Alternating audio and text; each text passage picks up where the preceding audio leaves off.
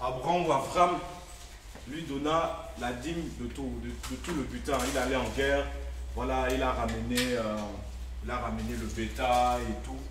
Et il paya à Malki-Tzedek, roi de Salem, ou Shalem, roi de paix.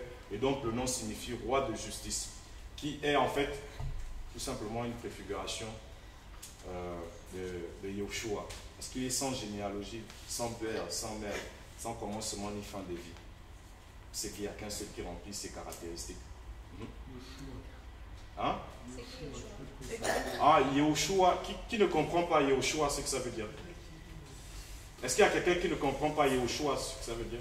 Ken, tu connais? Hein, tu connais, tu comprends?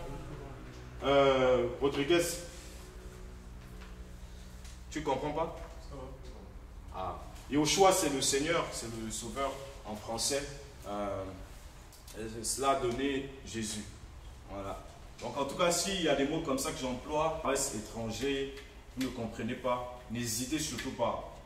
On est dans un partage interactif. Vous pourrez lever la main et puis voilà, demander. Donc il va payer, c'est la première fois qu'on voit que le mot dîme apparaît dans la parole. Et il va payer une fois, on ne le voit plus payer une autre fois. Et ce n'était une résolution, ce n'était pas un impôt.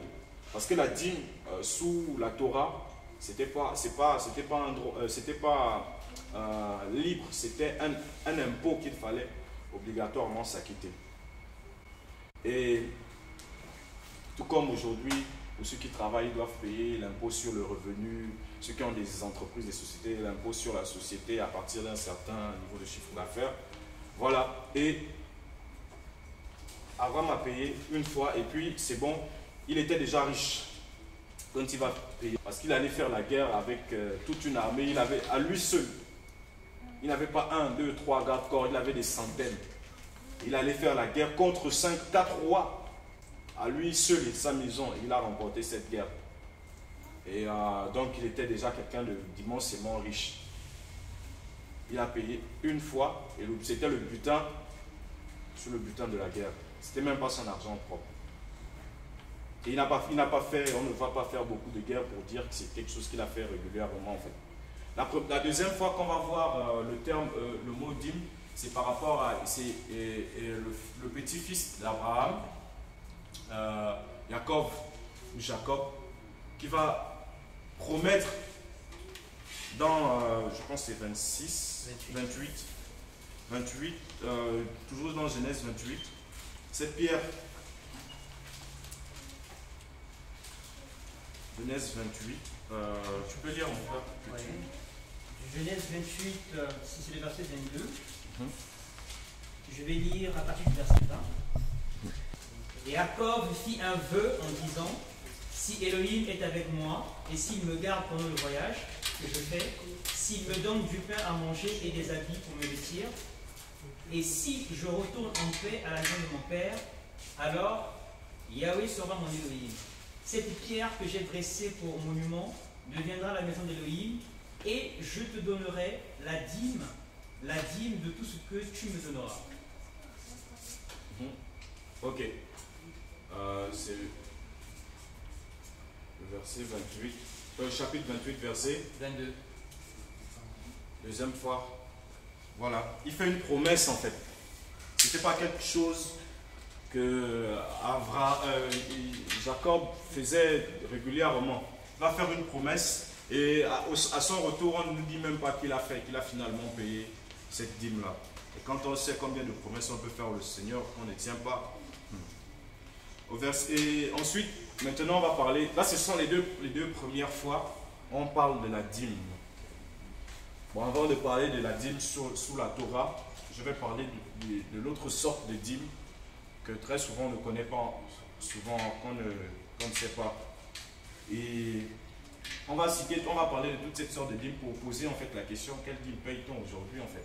Et pourquoi la payer?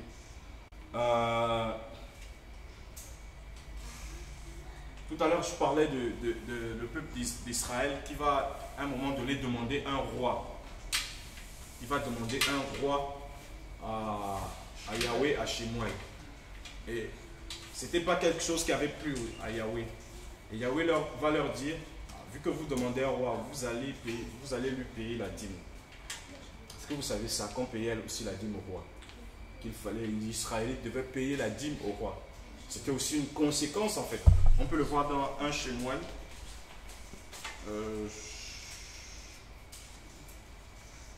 1 Samuel, chapitre 8, à partir du verset 10.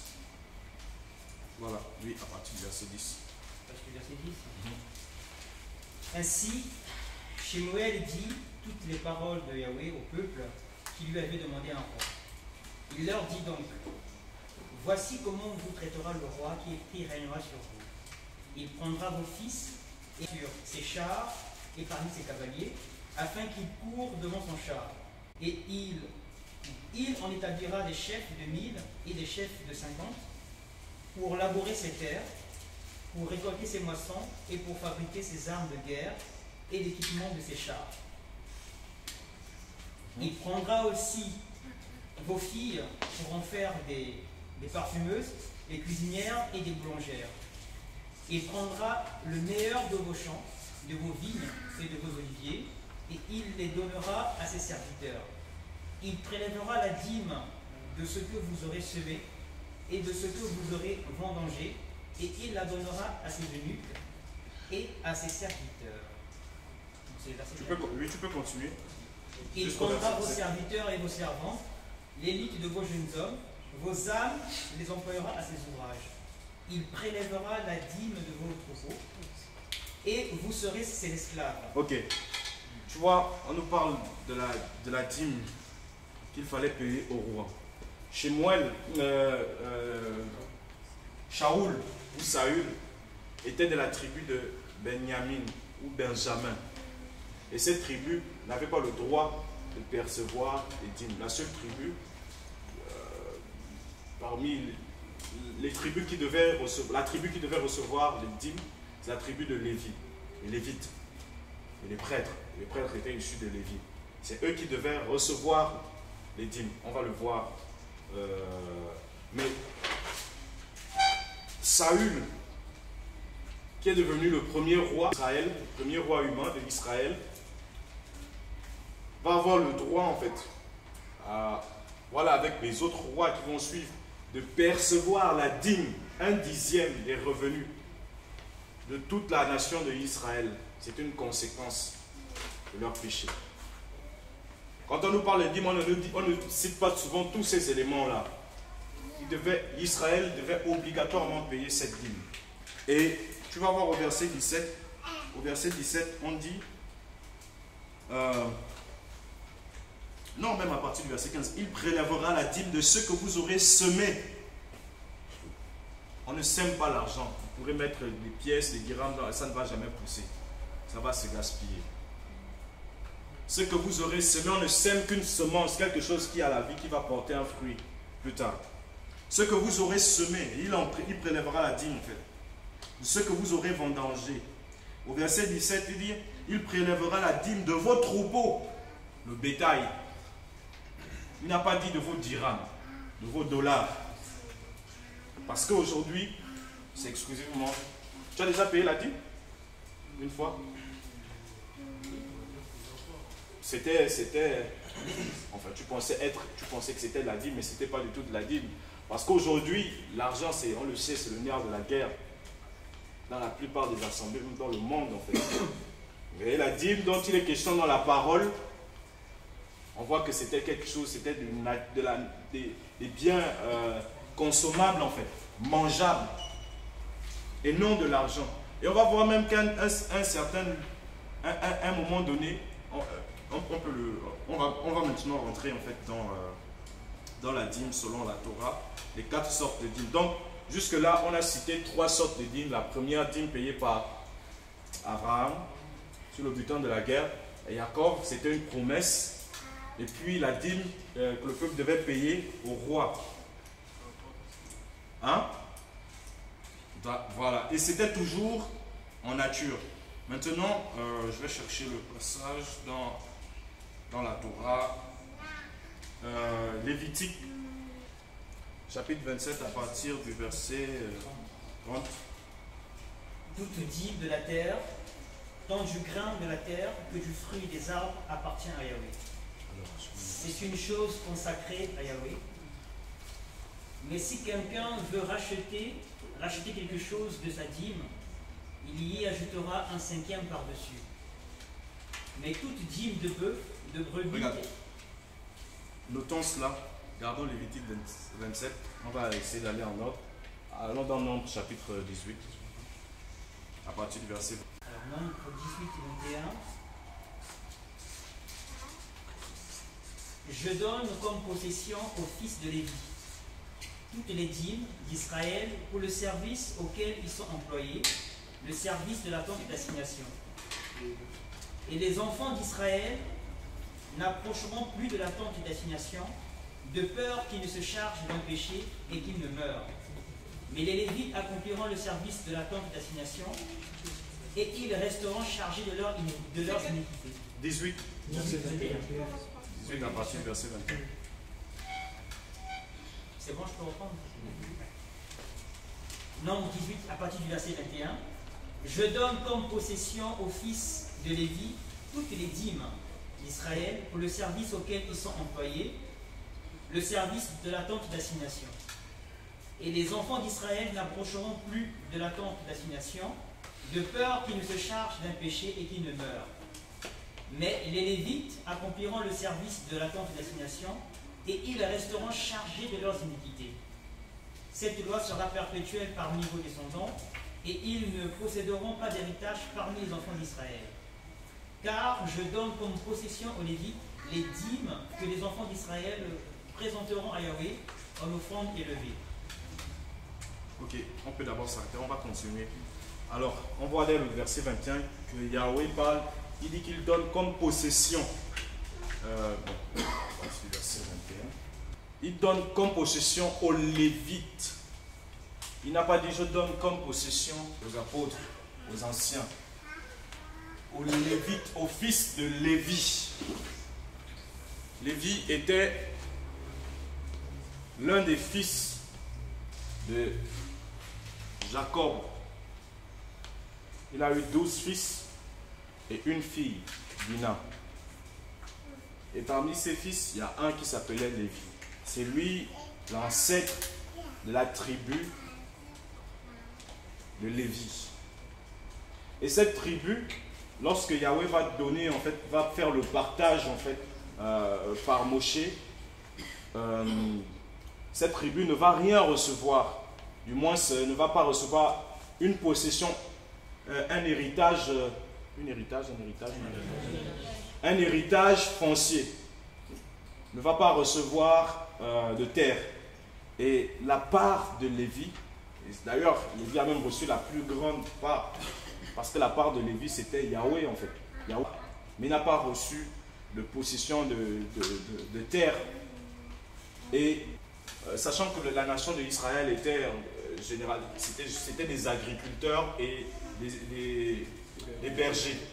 Donc, dire à quelqu'un tu n'auras pas de terre, c'est comme si on te dit chômage en fait. Tu ne vas pas travailler et tout. Et pour compenser le fait que Lévi n'avait pas justement de terre et que Lévi devait uniquement se consacrer au service dans le temple, le tabernacle, il va donner comme possession, afin de pouvoir subsister, au moyen de subsistance, les dîmes. Sachant que les dîmes, c'était en nature, du bétail, les fruits. Il va donner comme possession, c'est ce qu'il dit ici. Aux Lévites. Et là, c'est une catégorie de dîmes. Ce sont les Lévites qui vont recevoir cet héritage. Donc, la première question qu'on peut poser aujourd'hui, est-ce que toutes ces personnes qui perçoivent entre griffes ce qu'ils appellent dîmes, les dixièmes et tout, est-ce qu'ils sont Lévites? Ici, il n'y a pas un juif. On est tous des Africains ici. Bon, après, peut-être que, voilà, On ne sait jamais dans les jours à venir, peut-être que voilà, on va découvrir que voilà, telle personne est juive. Mais une chose est sûre, juive ou autre, mais on est tous des Africains ici. Donc personne ici n'a le droit, de par son ascendance, de prélever la dîme sur quelqu'un. C'était un ordre. Ce n'était pas une généralisation, c'était un ordre bien précis. Cela concernait, ça ne concernait pas Yehuda. Or, prophétiquement, l'Ecclésia est issue de Yehuda, de Juda, parce que le Seigneur était de la tribu de Yehuda. On le voit dans l'Hébreu. Donc, il donne comme possession aux fils de Lévi toutes les dîmes d'Israël pour le service auquel ils sont employés. Le service de la tente d'assignation, et les enfants d'Israël n'approcheront plus de la tente d'assignation. Ce n'est pas n'importe qui est officier, qui allait, qui pouvait rentrer dans le temple, en fait.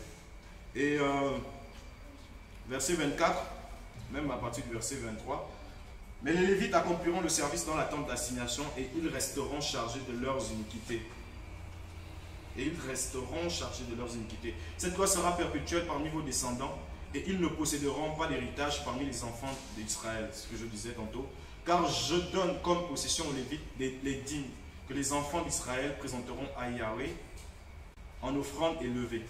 C'est pourquoi je dis d'eux qu'ils n'auront pas d'héritage parmi les enfants d'Israël. Puis Yahweh parla à Moshe en disant, tu parleras aussi aux Lévites et tu leur diras, quand vous recevrez les enfants d'Israël, on va commencer par cette sorte de dîme. C'est quoi la dîme de la dîme? Au verset 26, on dit, tu parleras aussi aux Lévites et tu leur diras, quand vous recevrez des enfants d'Israël, les dîmes que je vous donne de leur part comme possession, vous en offrirez l'offrande élevée à Yahweh. La dîme de la dîme. Est-ce que quelqu'un a compris quelque chose? Ou est-ce que quelqu'un n'a pas compris quelque chose? Souvent, il y a des gens qui n'ont pas compris, ils ne lèvent pas la main. Ils ont compris, ils ne lèvent pas la main. Et en fait, on ne sait pas, en fait, de qui on parle. La dîme de la dîme, en fait, lorsque les Lévites, dans un premier temps, les Lévites, déjà, il faut comprendre quelle est la différence entre les Lévites et le prêtre ou le sacrificateur. On l'a déjà dit, en fait, c'est les Lévites qui devaient, la tribu de Lévi, qui pouvaient travailler sur la tente d'assignation, le tabernacle, qui pouvaient rentrer dans le temple et autres. Voilà, pour le service, en fait. Et parmi les Lévites, il y a une catégorie qu'on appelle les sacrificateurs, les prêtres, pas les catholiques. Les prêtres. Et les prêtres, qui étaient les prêtres? Les prêtres sont les descendants d'Aaron. Aaron, c'est le grand frère, père, même mère de Moshe, de Moïse. Moïse, vous le savez déjà certainement, il était lévite. Et vous savez, vous avez certainement entendu parler d'Aaron et tout, de Moïse. Et Aaron est le premier grand prêtre, ou le premier souverain sacrificateur. Et Yahweh va décider que c'est sa postérité, c'est sa descendance qui pourra rentrer, qui sera considéré comme prêtre. Donc parmi la nation d'Israël, il y avait 12 tribus.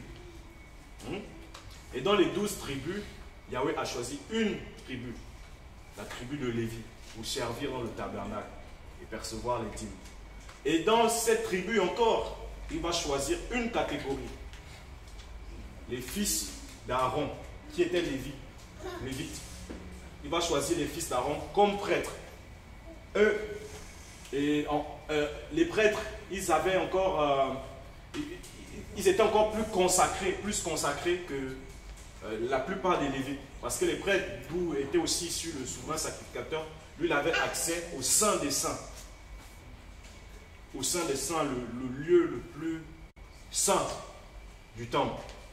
Il n'y a que eux qui pouvaient rentrer, en fait, qui pouvaient avoir accès justement au temple. Les autres Lévites pouvaient servir avec les ustensiles et autres éléments, les sacrifices. Mais les prêtres, ils entraient dans le temple.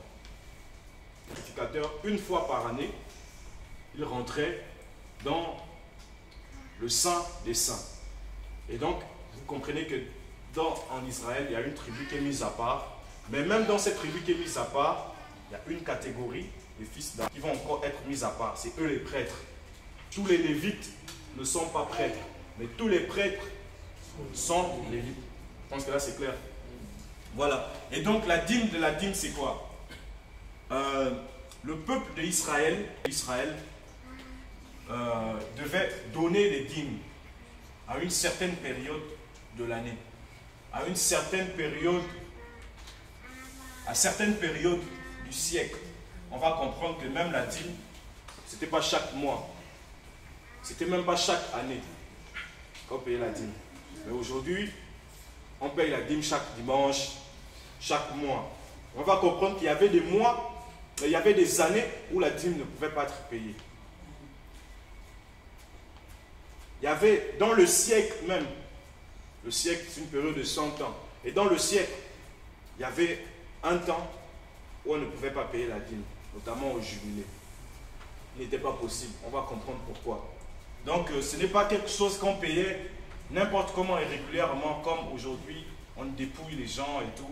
Est-ce que tu as payé ta dîme, tu as perçu ton salaire et tout. Et encore qu'on le comprend que c'était les biens, c'était la nourriture, quelque chose qu'on pouvait consommer.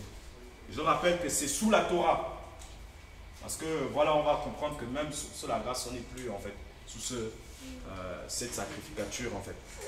Donc, les prêtres, les lévites percevaient la dîme. On va illustrer. Je pense que par les illustrations, c'est souvent plus. Tu peux venir. Mon frère, tu peux aussi venir. Et viens également. Voilà. On va dire qu'elle, elle représente Israël, encore que Israël est représenté comme une femme en fait, prophétiquement. Elle, c'est Israël. Elle va donner la dîme à... Lui, c'est la tribu de Lévi. Il va donner au Lévi la dîme. Et lui, en tant que Lévite, il va devoir donner... Déjà, il va donner un dixième, 10% de son, je sais pas, de l'avocat, oignon, brebis. Elle va donner 10% à Trésor.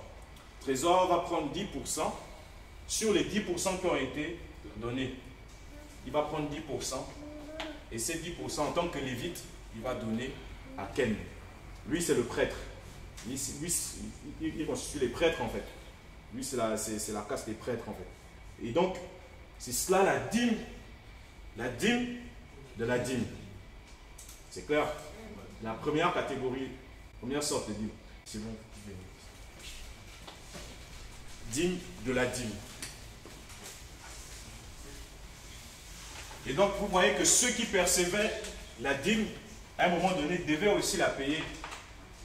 Mais les pasteurs et autres qui prennent la dîme sur les gens aujourd'hui, est-ce qu'ils payent la dîme de la dîme? Si on doit même rester dans la logique, que c'est ce qu'on appellerait sa dîme.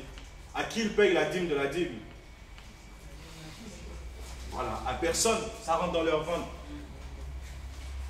Ils payent cette dîme à Marjane et tout ça là pour leurs affaires personnelles. Oui? J'aimerais savoir pourquoi. Lorsque Israël donnait 10% aux Lévites, actuellement ils recevaient 10%, mais ce n'était pas, on ne considérait pas ça comme 10%, mais ils avaient 100%, c'est ça? Parce qu'il y avait la dîme de la dîme, ça veut dire 10% qu'ils ont reçu et après 10% qu'ils ont donné. Est-ce qu'on va considérer qu'ils donnent eux-mêmes comme étant 10%? En fait, quand ça quitte de l'Israël au Lévite, c'est 10%. Oui. Et ces 10% là, ça constitue en fait un 100% pour le Lévite. Et dans les 100% du Lévite, il doit encore prendre des 10%. Tu vois un peu? Voilà. Donc si elle a reçu 10 bâtons de manioc, il a reçu 10 bâtons de manioc, il va prendre un bâton de manioc pour donner. C'est ça les 10%. Voilà. Voilà. Donc tout le monde ne pouvait pas... ceux qui percevaient même la dîme, ils devaient encore payer la dîme. Donc si un jour le pasteur vous appelle et dit ta carte de dîme est vide, toi tu n'as pas payé la dîme, il faut lui demander à qui toi tu payes la dîme. Encore qu'on va comprendre que si on doit rester à fond dans cette musique, chacun devrait se payer la dîme en fait. Parce qu'on est tous prêtres. On n'est même pas simplement lévites, on est tous prêtres. Et on est prêtre dans une autre forme, dans une autre catégorie. On n'est même pas de Lévi, mais de Yehuda, mais on est quand même prêtre. C'est tout un mystère, c'est tout un autre enseignement en fait. Donc c'est la première catégorie de dîmes. On poursuit. Mon frère, tu peux poursuivre à partir du verset 27.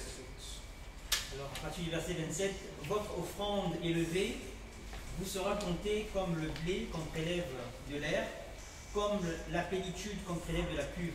Alors, bon, attends, je pense qu'il y a une dîme là qu'on a sauté. Bon. Ça, ce serait la première sorte. Et là, la dîme de la dîme, c'est la deuxième parce que, bon, pour qu'on paye la dîme de la dîme, il faut déjà qu'il y ait la première dîme. Donc, la première dîme, c'est dans le verset 21. Tu peux lire? Verset 21? Oui, oui. Verset 21.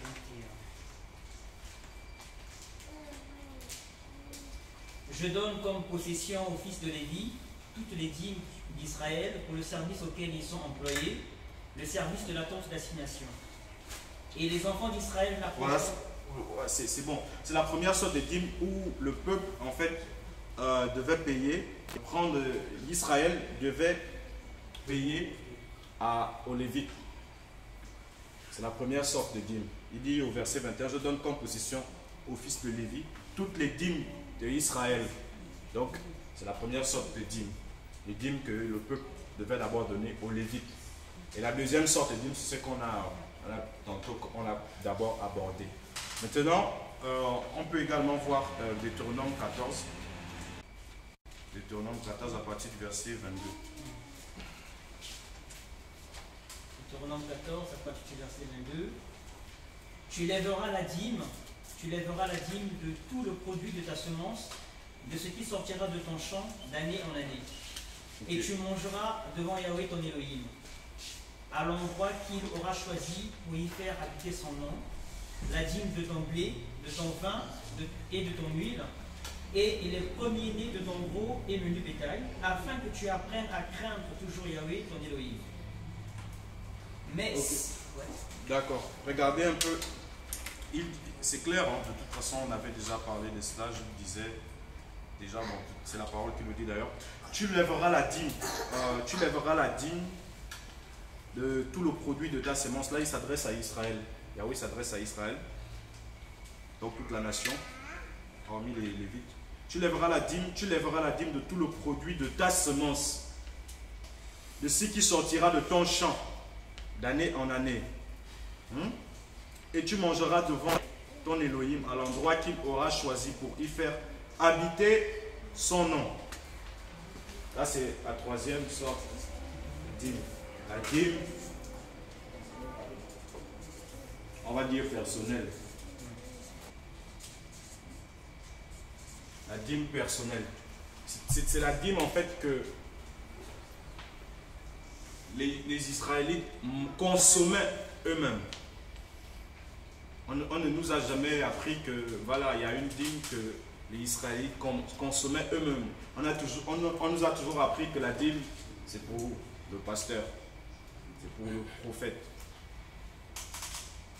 Or, parmi les 4 sortes de dîmes qu'on voit en fait dans la parole, qui était un impôt qui était obligatoire, il y avait une dîme qu'on devait consommer soi-même.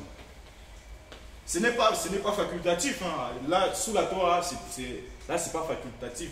C'est la loi. Si tu ne le fais pas, tu as des problèmes, tu as des soucis avec le Seigneur. Une dîme qu'il fallait consommer soi-même, mais pas n'importe où. À Yerushalayim. Bon, là, Yerushalayim n'était pas encore établi, mais en ce moment, c'était là où la tente d'assignation, là où le tabernacle était planté. C'est là où il fallait, oui. Et là, ça ne concerne toujours que ceux qui produisent les biens de consommation. Toute la dîme, depuis toutes les sortes de dîmes qu'on va voir, qui existent même dans la parole, c'était en nature. Et regardez même quand le Seigneur va reprendre les pharisiens, vous payez la dîme de la menthe et tout, c'est les choses qu'on consomme. Ce n'était pas l'argent. Parce que la dîme, ça ne concernait que les choses qu'on pouvait consommer. Et il y en a qui ont de la malice, qui sont malins, qui essayent de dire non, à cette époque-là, il n'y avait pas encore des pièces de monnaie, voilà pourquoi. Donc, quelqu'un qui n'est pas agriculteur et tout, comment il fait? Il perçoit un salaire, c'est son revenu, donc il peut aller faire ce que la parole nous enseigne. Et sachez qu'à ce moment, il y avait déjà des pièces, il y avait déjà de l'argent.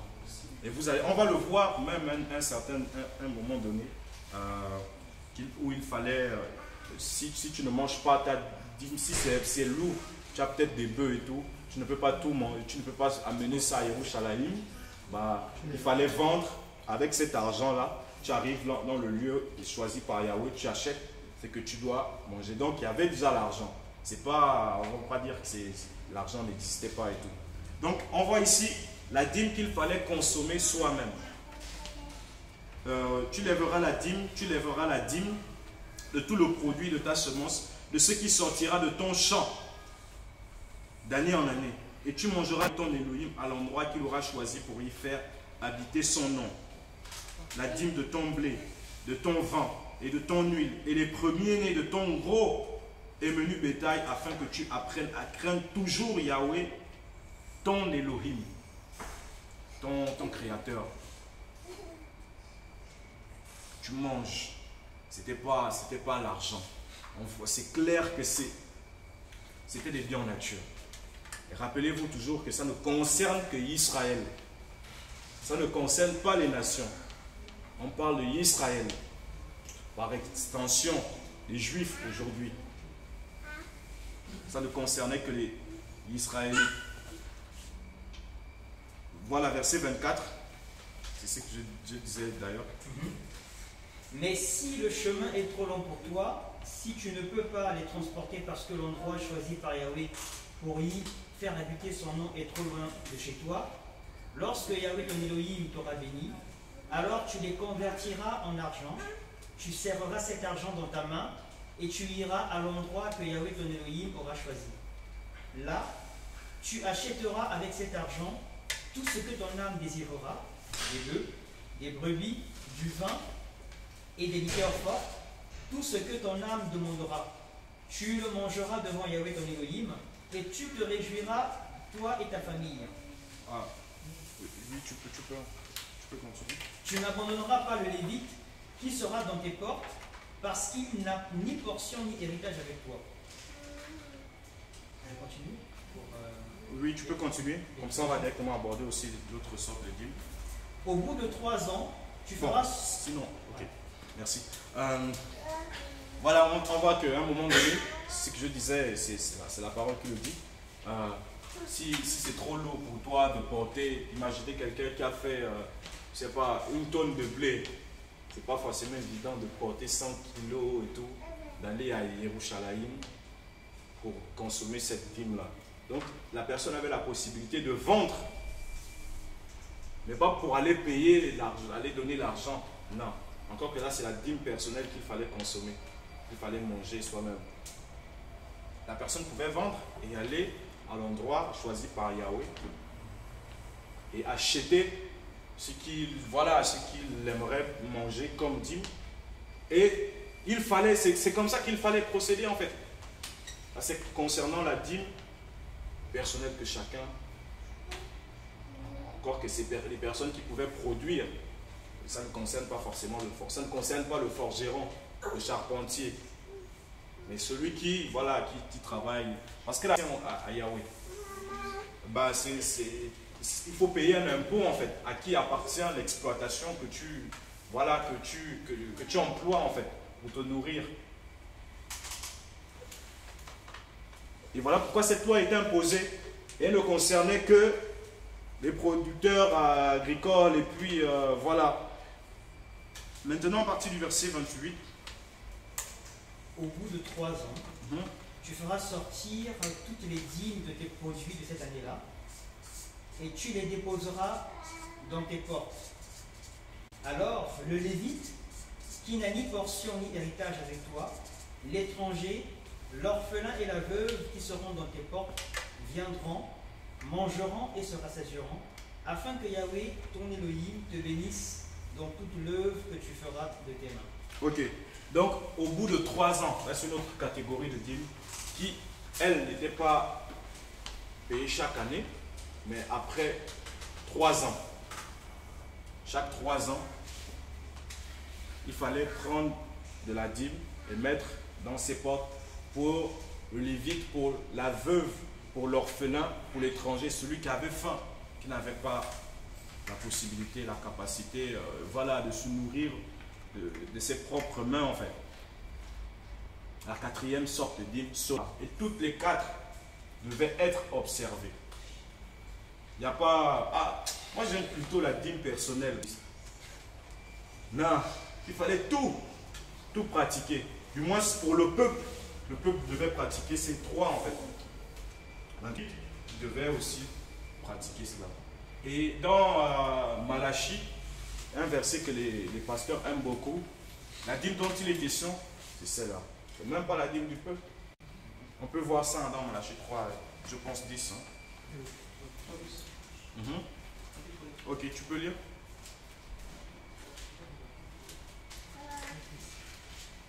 Malachie 3, verset 10. Sinon, tu peux même commencer un peu plus haut pour comprendre en fait. Verset 7.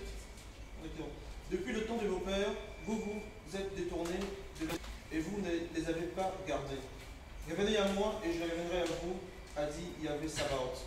Et vous dites, en quoi reviendrons-nous? Un être humain peut-il tromper Elohim? Car vous me trompez et vous dites, en quoi t'avons-nous trompé? Dans les dîmes et les offrandes. Vous êtes maudits, la malédiction est sur vous, parce que vous me trompez, vous, toute la nation. Apportez toutes les dîmes au magasin, afin qu'il y ait de la provision dans la maison, dans ma maison. Éprouvez-moi à ce sujet, dit Yahvé Sabaoth, si je ne vous ouvre pas les écluses des cieux, et si je ne réponds pas en votre faveur la bénédiction, jusqu'à ce qu'il n'y ait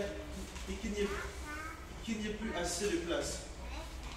Et je réprimanderai par amour pour vous celui qui dévore. Ok, on peut même s'arrêter là. Apportez au verset 10, apportez toutes les dîmes au magasin, afin qu'il y ait de la provision dans ma maison. Apportez toutes les dîmes. Toutes les dîmes. Ou au magasin. Ils ont appelé dans notre version, dans la maison du trésor. Ils ont appelé espèce de truc, d'endroit où on vient mettre voilà, l'argent, quand on met les offrandes et tout, les dîmes, c'est la maison du trésor. Le Seigneur s'adresse ici aux Lévites qui étaient déjà censés enseigner la Torah et qui ne se soumettaient pas, qui s'étaient éloignés de la Torah tout simplement. Et ici vous allez remarquer qu'on parle du magasin. On parle du magasin ou encore on parle également du temple, je pense, d'apporter toutes les dîmes au magasin afin qu'il y ait de la provision dans ma maison. Voilà, dans ma maison. Il parle de sa maison. Ici, on sait que la maison dont il est question, c'est le temple. Et le travail du peuple, le devoir du peuple, ce n'était pas d'aller à la maison parce qu'ils n'avaient pas accès. Les autres tribus n'avaient pas accès à la maison. Ils n'avaient pas accès au magasin. Ce sont les prêtres, les lévites qui pouvaient avoir accès au magasin. C'était un lieu où étaient stockés en fait les offrandes qui étaient faites pour Yahweh, ce qui pouvait appartenir aux prêtres, où étaient stockés, voilà, c'est leur bien, les dîmes qu'il fallait offrir. Vous imaginez bien que si quelqu'un doit payer la dîme, c'est peut-être 10 moutons, ils ne vont pas manger tous les 10 moutons en même temps, il fallait bien les stocker quelque part. Et c'est ça le magasin. Et cela concernait, c'est une histoire entre les Lévites et les prêtres, et non pas le peuple. Mais lorsque les pasteurs et autres prennent ce passage, il y en a qui sont complètement ignorants de cela, qui ne font que répéter ce que leurs pères ont aussi transmis dans les écoles théologiques et autres. Et il y a d'autres qui savent, qui connaissent, mais qui sont méchants, qui veulent simplement dépouiller en fait. les ignorants, ceux qui ne savent faire, qui ne cherchent pas à creuser dans la parole. Et, excusez-moi. Et c'est comme ça en fait, c'est comme ça qu'il procède en fait, il tord le sens des Écritures. Cette parole, si quelqu'un vous avez déjà entendu cette parole, si quelqu'un vient vous donner cette parole, maintenant vous avez la parole. On a parlé des dîmes, de la dîme, ce qui forme les dîmes qu'il fallait apporter dans la maison de Yahweh, dans le magasin. Ça ne concerne pas. Et pour approfondir par rapport à cela, vous allez voir quand Néhémie, en fait, ils vont reconstruire le temple. On peut même regarder cela, en fait. Voilà, si quelqu'un a trouvé peut lire Néhémie chapitre 10.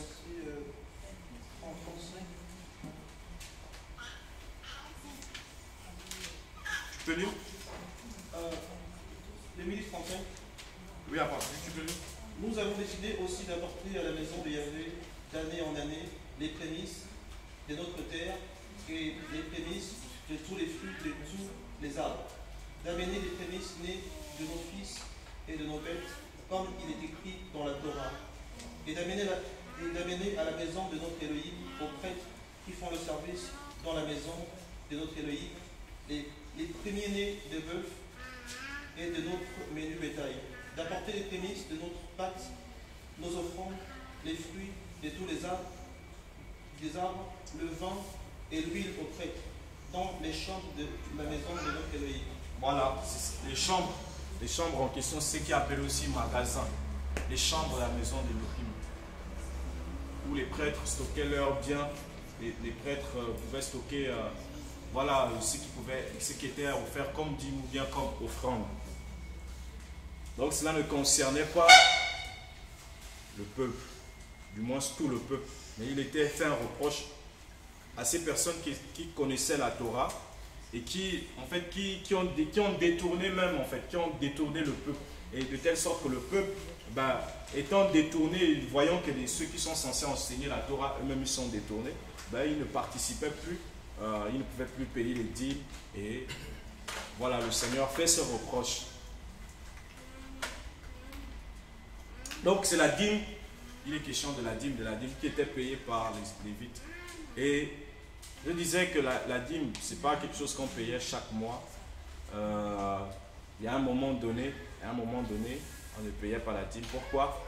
Parce que faut savoir que dans la Torah, en fait, et même toujours jusqu'aujourd'hui dans le fonctionnement des Juifs, il y a les Shabbats, les sabbats hebdomadaires, le samedi par exemple. Il y a des Shabbats festifs où c'est la fête. Par exemple, si la Pâque tombe un lundi, ça devient un Shabbat. Ils ne travaillent pas, ils ne font rien. Il y a des Shabbats annuels, c'est-à-dire chaque 7 ans, le peuple devait relâcher ses frères, relâcher son frère. Je pense que dans Lévitique 22, regardons un peu cela. Lévitique 22, si je ne me trompe pas. Lévitique 22.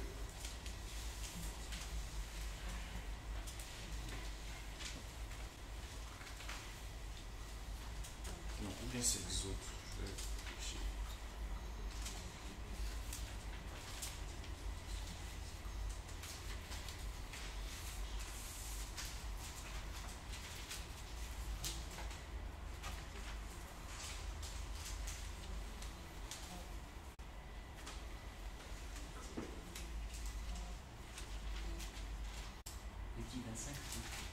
Non, bon, ça c'est le jubilé. Attends. Je cherche avant le jubilé en fait. Moi de part. Je vais chercher.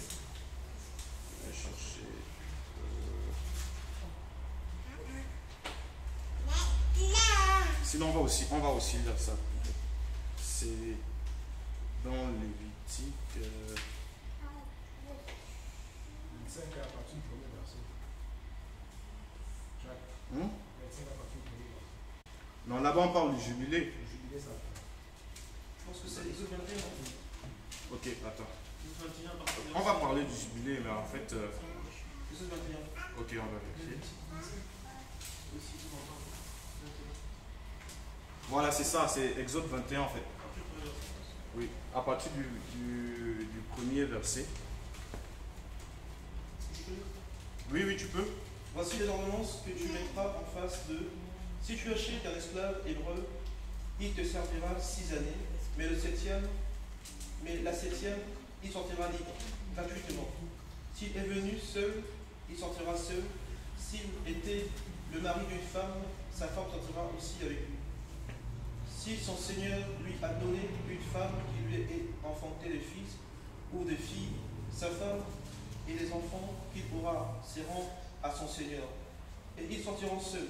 Et il sortira seul. Bon, tu peux. Je pense que c'est bon. Si on va prendre Lévitique 25, comme ça résume directement tout. En fait, chaque 7 ans,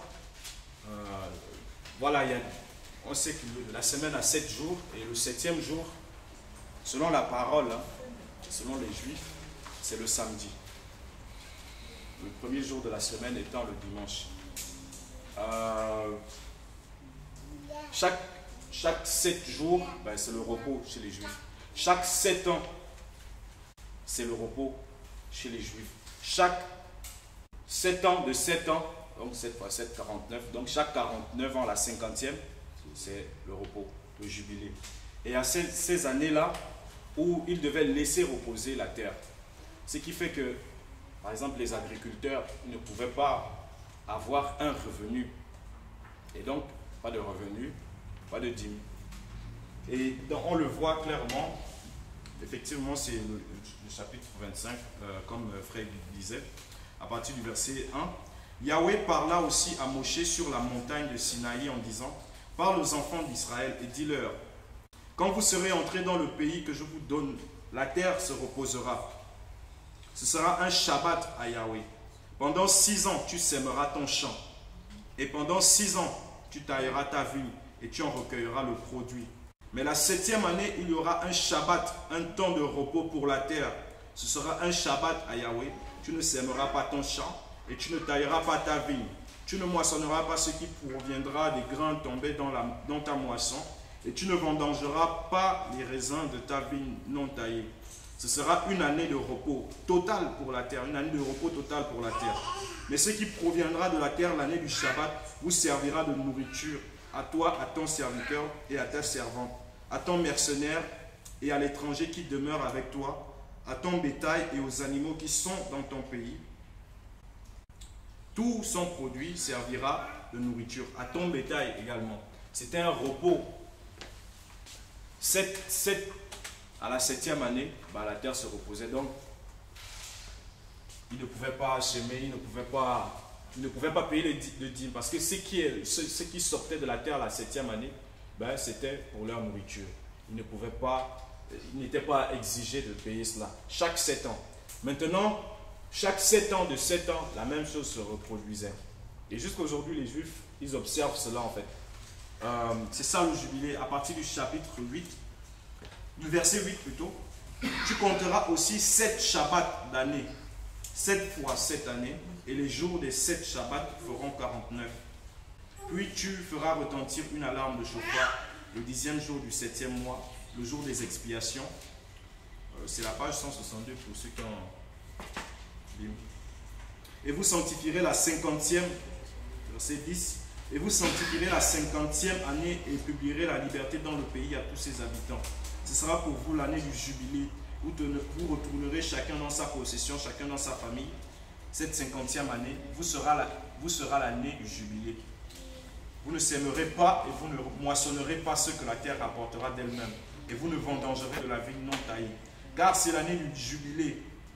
Elle vous sera sainte. Vous mangerez ce que les champs rapporteront cette année-là. En cette année du jubilé, chacun de vous retournera dans sa possession. Voilà, on pourra continuer. J'espère que vous notez les passages. Je n'ai pas toujours la pensée de le faire.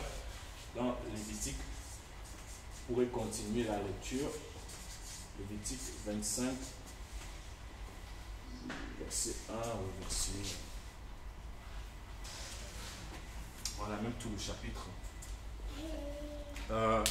Voilà, ces personnes ne pouvaient pas payer la dîme cette année-là, la 50e année.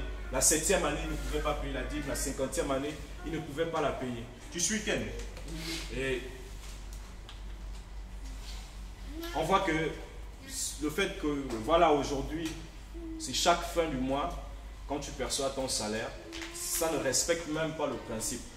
Déjà, s'il fallait encore payer la dîme de nos jours, il faudrait qu'on respecte tous ces principes-là. Parce que la dîme, ce n'était pas laissé à interprétation. C'était clair, il fallait se soumettre en fait. Il fallait se soumettre et pratiquer comme prescrit par Moshe, tel qu'il a reçu du Seigneur. Et c'était quelque chose qu'il fallait consommer. Et ça ne concernait pas toutes les nations. Ça ne concernait pas tous les peuples. Ça concernait Israël. Et ceux qui pouvaient manger leur dîme, c'était, voilà, déjà les Israélites eux-mêmes, ils pouvaient manger leur dîme, pouvaient partager avec les étrangers autres. Mais les étrangers n'avaient pas le devoir de le faire. C'est Israël qui devait le faire. Et les Lévites également qui devaient le faire vis-à-vis des prêtres. Et il n'y a que les prêtres et les Lévites qui pouvaient recevoir les dîmes par les autres tribus. Donc, s'il fallait encore, si on était encore, même si le Seigneur n'était pas encore venu, qu'on était avant le Seigneur, et qu'il fallait payer la dîme, c'est comme ça qu'il fallait se conformer. Il fallait même être juif. Ici, personne n'est juif. Maintenant, hormis cela, hormis le fait que, voilà, il y a, voilà tout ce qu'on nous dit, tous ces éléments qui sont bien clairs par rapport à la dîme. Le Seigneur étant venu, nous ne sommes même plus sous ce... Déjà, nous n'avons jamais été sous ce sacerdoce.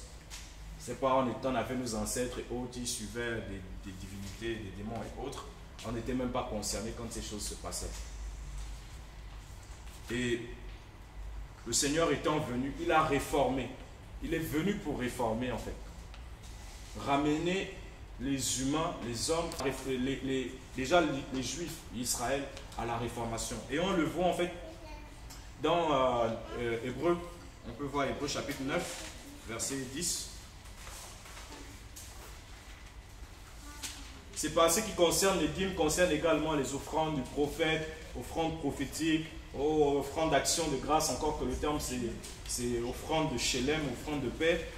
Ça concerne également ces éléments. Et ce qu'il faut comprendre, avant même de lire Hébreux, donc on dit souvent, oui, c'est vrai, le Seigneur n'est pas venu, il a dit qu'il n'est pas venu pour abolir la Torah, mais pour l'accomplir. Mais le terme accomplir, en fait, c'est quand on accomplit une tâche, c'est que cette tâche est terminée, elle est achevée.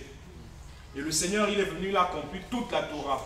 Il a accompli, on va même dire, toutes les Torahs, parce que la Torah, en fait, elle est dans la Torah, on retrouve des sections, s'il fallait parler ainsi. Il y a une Torah qui est complètement sociale ou civile, qui concernait la vie, comment la vie était régie par cette population, par cette nation qui sortait d'Égypte, comment ils pouvaient se conduire, comment ils devaient se conduire l'un à l'autre. C'est pareil même aujourd'hui, on parle pour ceux qui font le droit, il y a le droit civil, il y a le droit pénal, il y a différents droits en fait. Et c'était toute une nation. Et il faut savoir que dans cette nation, le chef et le législateur, le juge, c'était Yahweh lui-même d'abord. Donc c'est lui qui fait les lois, c'est lui qui faisait les lois. Et quand il donne la Torah, c'est toute une loi de fonction. Et donc on retrouve cette Torah en fait, cette Torah concernant la vie sociale, comment les gens pouvaient se conduire. C'est dans cette Torah par exemple qu'on peut trouver le vengeur du sang. Tu as entendu parler du vengeur du sang? Si quelqu'un tuait par...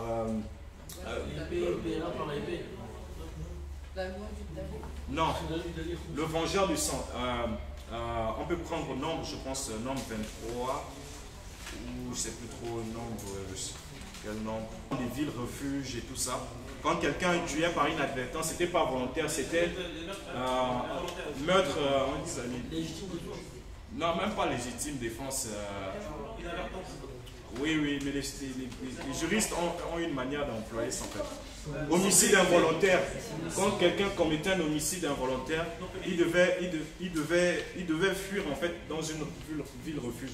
Parce qu'il y avait, par exemple, si Monsieur X a tué involontairement Monsieur A, un membre de la famille de monsieur A avait le droit de pouvoir se venger, de tuer en fait monsieur X. Et pour que monsieur X ne soit pas tué, il fallait qu'il fuit dans une ville refuge. Et c'est dans ces villes refuges-là, et tous, en fait, ça peut faire partie, par exemple, de la loi sociale, en fait, de la loi civile. Nombre Qui est... 35. Ah, voilà, c'est ça, merci. Nombre 35, à partir du verset... là, on parle, en fait, des différentes villes refuges qui avaient été établies. À partir du verset...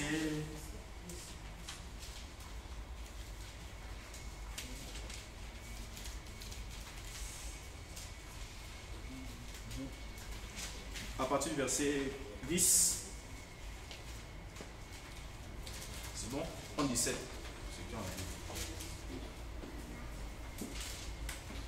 Non, 37 à partir du verset 10. Je vais lire. Parle aux enfants d'Israël et dis-leur, quand vous aurez passé le Yarden pour entrer au pays de Canaan, établissez-vous des villes de refuge, afin que le meurtrier qui aura frappé à mort quelqu'un involontairement s'y enfuit. Et ces villes seront pour vous des villes de refuge pour échapper au Rédempteur ou encore le vengeur du sang, en fait, afin que le meurtrier ne meure pas jusqu'à ce qu'il ait comparu en jugement devant l'assemblée. De ces villes que vous donnerez, il y en aura 6 de refuge pour vous. Vous donnerez, voilà, vous pourrez lire pour comprendre un peu mieux les villes refuges. Donc c'est ça en fait, si quelqu'un avait commis un meurtre involontairement, homicide involontaire, voilà, tout de suite la personne n'était pas, on ne la condamnait pas, on ne la tuait pas. Si c'était volontaire, là, oui, c'était possible. Mais si la personne involontairement, par exemple, était en train de faire une activité au champ et puis elle a fait un geste involontaire, la hache s'est détachée à tuer quelqu'un, c'était pas prémédité. La personne pouvait s'enfuir dans une ville. On n'avait pas le droit en fait de tuer cette personne-là. On n'avait pas le droit de tuer cette personne. Et si cette personne était tuée, la personne qui l'aurait tuée, elle était coupable. Parce qu'elle se serait vengée quand même. Alors que la personne était dans la ville de refuge. Et encore plus loin en fait, les villes de refuge c'est simplement une image de Yeshua en fait. C'est simplement, voilà, la prière de Yeshua. Plein de symboles, plein d'éléments comme ça étaient des préfigurations de Yeshua. Donc ça fait partie des lois sociales en fait. On ne les trouvait pas dans les autres nations en fait. Les lois civiles. Pareil, quelle autre loi civile on peut prendre? Voilà, vous avez parlé tantôt de la loi du talion et tout ce qu'on appelait la... Hein? Voilà, le partage de l'héritage et tout. Ça aussi, ça fait partie de la loi civile. Maintenant, on retrouve également la loi cérémonielle qui concernait en fait, encore la Torah, les Torahs concernant le temple en fait. Voici comment, par exemple, si quelqu'un veut faire une offrande de paix, voici tel bouc, ce qu'il peut prendre, le pigeon ou ceci, comment il faut rentrer dans le temple, comment le souverain sacrificateur devait s'habiller le jour de Yom Kippour dans Lévitique chapitre 16, comment les Lévites devaient s'habiller, comment ils devaient officier dans le temple. Ça concerne complètement la loi cérémonielle, c'est-à-dire elle est toujours relative, elle est toujours liée au temple. Elle est liée au fonctionnement dans le temple. Elle est liée aux Lévites. Et c'est dans cette Torah, en fait, que justement s'inscrit les Torahs sur la dîme. Parce qu'elles étaient liées au temple. Elles étaient liées au temple. Or, le Seigneur étant venu, il a dit à la croix, tout est accompli. Il a tout accompli. Et après, bon, je n'ai pas cité les Torahs morales, mais aussi la Torah morale, la loi morale, qui, elle, n'a pas... le Seigneur l'a aussi accompli, elle reste en vigueur. Par la Torah morale, les plus célèbres, ce sont les 10 paroles, qu'on appelle souvent aussi les 10 commandements. Excepté le Shabbat aussi qui a été accompli par le Seigneur. Mais ces paroles, ça fait partie de la Torah morale. Donc quand on dit le Seigneur, oui, il n'a pas aboli la Torah, oui, il l'a accompli entièrement. Mais toutefois, aujourd'hui, il y a des choses qui ne se pratiquent même plus, même en Israël. Parce que déjà même, pour revenir concernant les Torahs concernant le culte, les Torahs, les lois cérémonielles, aujourd'hui il n'y a plus le temple, par exemple. Or, tous les Torahs concernant les Torahs cérémoniels tournaient autour du temple en fait. Il fallait qu'il y ait le temple. Or, il n'y a plus le temple. Donc, il y a beaucoup de choses qui ne peuvent plus être faites. Et même les Lévites, il faudrait reconstituer la tribu de Lévi. Il faudrait qu'on retrouve les descendants d'Aaron. Et tu vois que tous ces éléments font que même aujourd'hui en Israël, ils ne peuvent pas pratiquer la Torah, toute la Torah de Moshe, en l'absence de beaucoup d'éléments. À plus forte raison, nous qui sommes de parfaits, voilà, je ne sais pas s'il y en a quelqu'un qui a jamais mis pied ici, en Israël. Tu vois, tu comprends? Maintenant, pour revenir à Hébreux, chapitre 9,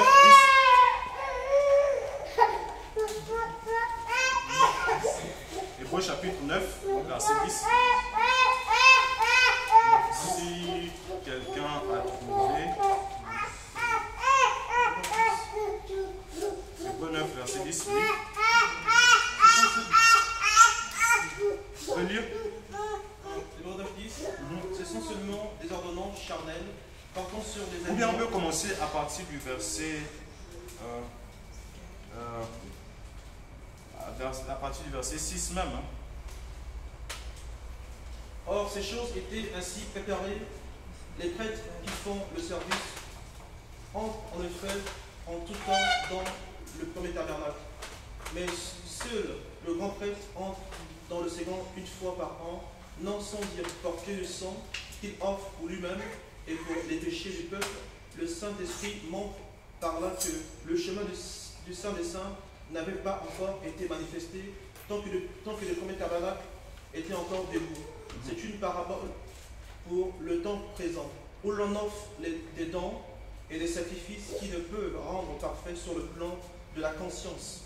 Celui qui rend ce culte, ce sont seulement des ordonnances charnelles portant sur des aliments, des boissons et des divers lavages effectués au moyen de l'eau, imposés jusqu'au temps de la réforme. Ok, la réforme, jusqu'au temps de la réforme, la réformation, du grec diorthosis, revenir à ce qui est droit en fait, redresser, ramener à l'état initial. En fait, la réforme qu'il a apportée, c'est le Seigneur Yahushua.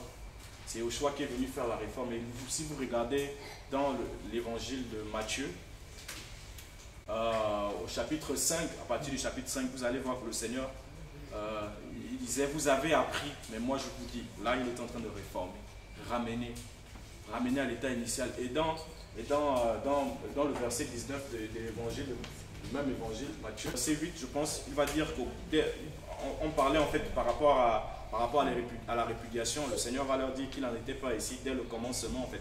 Mais moi je vous dis.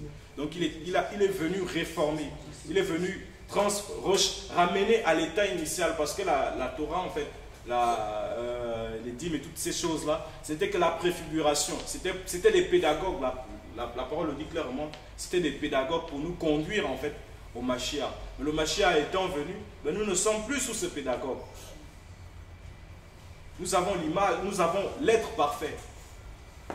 Nous l'avons lui, toute la Torah est accomplie en lui. Donc, même si nous étions parmi les Juifs, on n'avait même plus, si on était Juif, on n'avait même plus à pratiquer cela en fait, les dîmes et autres. Et c'est pas tout, Hébreux chapitre 7. Hébreux chapitre 7 à partir du verset 4. Et considérez donc combien est grand celui à qui même Abraham, le patriarche, donna la dîme du butin. Et ceux des fils de Lévi qui reçoivent la prêtrise ont en effet l'ordre selon la Torah de prélever la dîme sur le peuple, c'est-à-dire sur leurs frères, bien qu'ils soient sortis des reins d'Abraham. Mais celui qui n'est pas d'une même famille qu'eux, par sa généalogie, préleva la dîme sur Abraham et bénit celui qui avait les promesses. Et sans contredit, c'est le moindre qui est béni par celui qui est plus excellent. Et ici, ce sont en effet des humains mortels qui prennent les dîmes, mais là, c'est celui de qui il est rendu témoignage qu'il est vivant. Et pour ainsi dire, Lévi, même qui prend les dîmes, les a payés en Abraham. car il était encore dans ses reins, dans les reins de son père, comme Melchisédek alla au devant. Oui, tu peux continuer avec le verset 11. En effet, si la perfection avait été par le moyen de la prêtrise lévitique, car c'est ce que repose la Torah donnée au peuple, quel besoin y aurait-il eu encore que se lève un autre prêtre selon l'ordre de Melchisédek, et qui ne soit pas nommé selon l'ordre d'Aaron? En effet, la prêtrise étant changée, le changement de la Torah aussi devient une nécessité. Car celui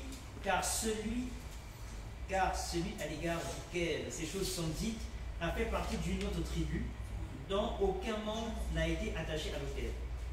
Car il est connu de tous que notre Seigneur est descendu de la tribu de Yehuda. Voilà, on peut même s'arrêter là. En fait, le livre d'Hébreux, en lui-même, il nous raconte. Si vous lisez le livre d'Hébreux, vous allez bien comprendre pourquoi, en fait, il y a certaines choses qu'on ne peut plus pratiquer, comme le Shabbat, comme les dîmes et autres. On a lu par rapport aux dîmes, on a lu par rapport au fait que la prêtrise lévitique n'était pas parfaite, la perfection n'a pas été trouvée en elle, et le changement de Torah est évident, en fait. Et le changement de prêtrise, plutôt, devient une nécessité. Et c'est par Yoshua que la prêtrise a été changée. La prêtrise n'est plus du ressort selon l'ordre d'Aaron, mais c'est maintenant l'ordre de Malki-Tsedek ou Melchisédek. Et Melchisédek est avant Aaron. Tout comme Abraham est avant Lévi. Lévi n'est qu'un descendant lointain, arrière-petit-fils. Lévi n'est qu'un arrière-petit-fils d'Abraham. Or, Abraham a payé sa dîme. Et à qui? À Malki-Tsedek. Et Malki-Tsedek est au-dessus d'Aaron, parce que Malki-Tsedek, comme on l'a déjà dit, est une préfiguration en fait de... voilà, c'est Yoshua en fait. C'est Yoshua lui-même. Il est sans généalogie et tout. C'est simplement le Seigneur Yoshua. Et le changement de Torah est évident en fait. Nous ne sommes plus sous la Torah. Déjà, si je répète les mêmes choses pour que ça soit vraiment clair, qu'on puisse vraiment s'imprégner de cela. Déjà, nous ne sommes pas juifs, mais même si nous étions juifs, parce qu'il n'y a que les juifs qui devaient payer, qui étaient voilà, sous ce joug-là. Même si nous étions des juifs, nous n'avons plus le devoir, nous ne sommes plus appelés. Et même nous devons nous abstenir de pratiquer ces choses, parce que si tu pratiques les dîmes, conformément à la Torah, encore, si tu pratiques les dîmes, tu dois tout pratiquer. Tu dois pratiquer les autres ordonnances. Si tu ne dois pas avoir, tu ne dois pas toucher. Si une femme, par exemple, qui est en menstrue, te touche, tu es impur. Et cette femme, elle est impure quand elle est en menstrue. Quand une femme accouche, elle est impure pendant, je pense, 70 jours, quelque chose comme ça. 40 pour les hommes et 80, je pense, pour les femmes. Elle est impure parce qu'elle a simplement accouché. Et ça, c'est la Torah, en fait. Il y a plein d'éléments. Quand un enfant manquait de respect à ses parents, on ne le tapait pas simplement. Si le parent a déjà averti l'enfant, ne comprend pas, il s'entête. Aujourd'hui, on ne peut plus le faire. Tout simplement parce que même les lois dans les pays dans lesquels nous sommes, nous empêchent de faire cela. Mais quand un enfant était désobéissant, les parents l'ont averti. Arrête ceci, arrête cela. Ses parents allaient voir, en fait, exposer la chose publiquement. Et ses enfants les lapidaient. Tu vois un peu, ça c'est la Torah, en fait. Donc, s'il faut pratiquer la Torah, en fait, ce n'est pas une partie. Il faut pratiquer tout. Tout. Tu comprends un peu? Et le Seigneur, il est venu libérer les Juifs de ce joug-là. Et Pierre va dire, pourquoi voulez-vous mettre un fardeau, un joug que ni nos parents, ni nos pères, ni nous n'avons pu porter? Parce que c'était tellement lourd, c'est pas quelque chose humain en fait. Pour les Juifs, les judaïsants qui voulaient imposer à Antioche de pouvoir en fait de respecter la Torah en fait. Et Paul va plus loin. Il dit que vous êtes déchus de la grâce, vous tous qui... Prenons-le dans Galates. Galates, je pense, chapitre 4 peut-être, hein, on peut vérifier. chapitre 4.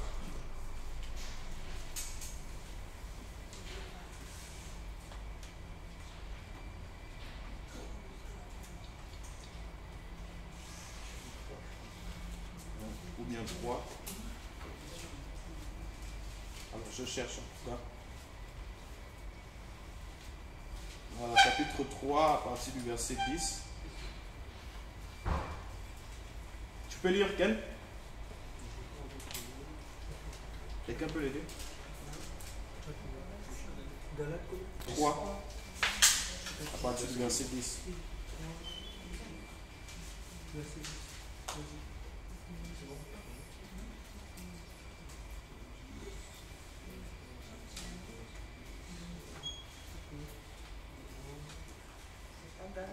Tu peux lire quand même fortement.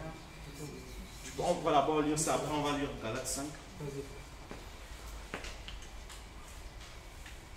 Alors, car tous ceux qui sont des œuvres de la Torah sont sous la malédiction. Car il est écrit, maudit est quiconque ne persévère pas dans toutes les choses qui sont écrites dans le livre de la Torah et ne les met pas en pratique.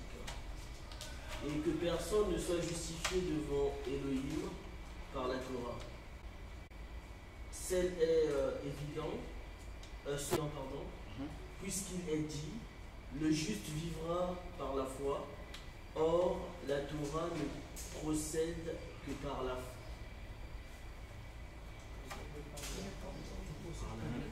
Ne procède pas de la foi, pardon. Voilà. Et au verset 12, or la Torah n'est pas sur la base de la foi, mais elle dit l'être humain qui mettra ces choses en pratique vivra par elle. On dit qu'il est impossible en fait que personne ne soit justifié devant Elohim par la Torah, par la loi, personne.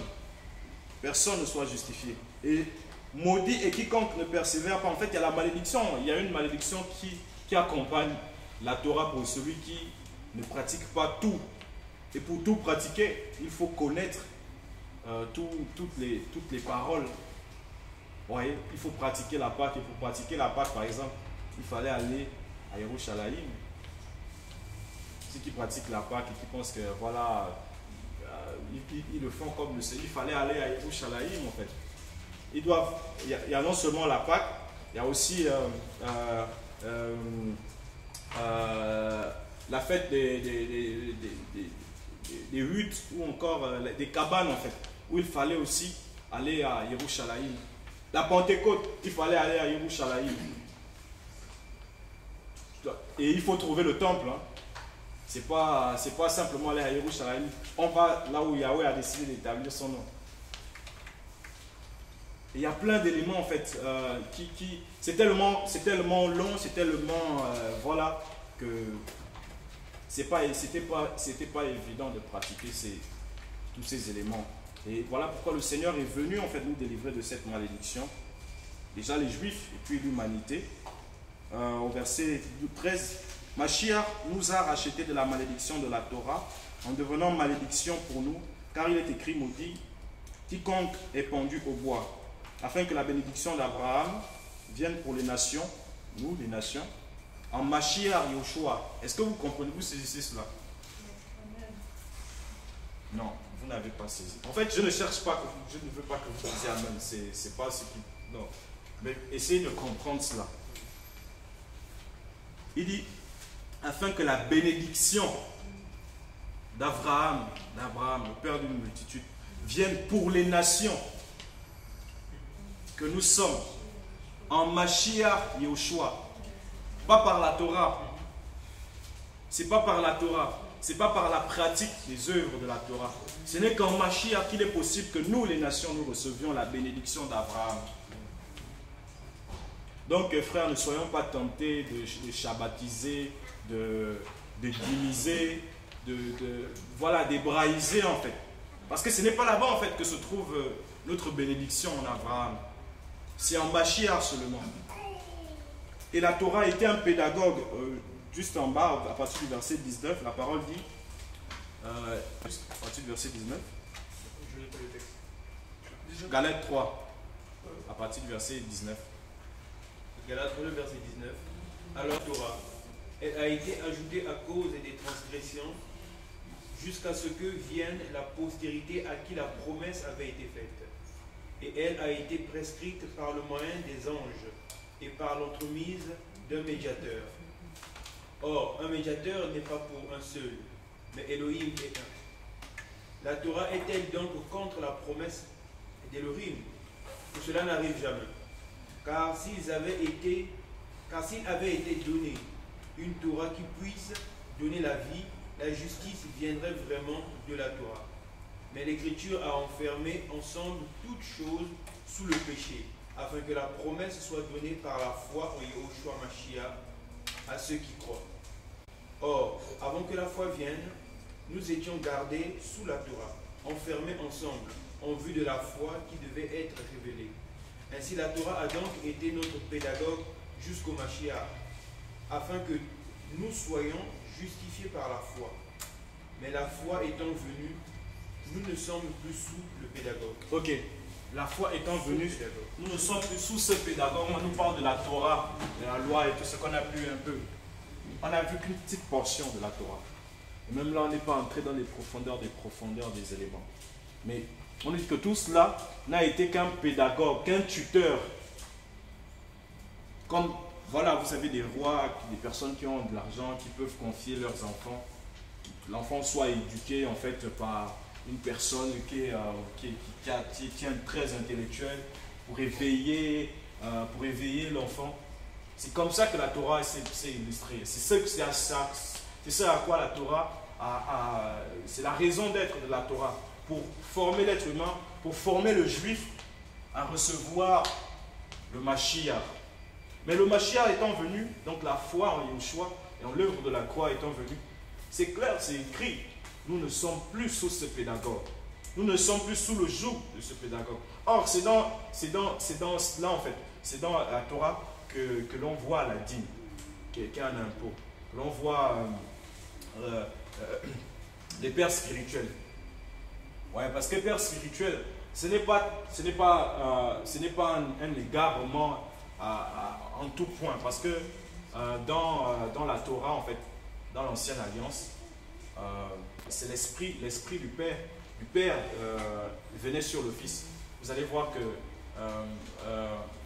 Elisha va recevoir la portion double esprit de Elia. C'est pareil pour Moshe.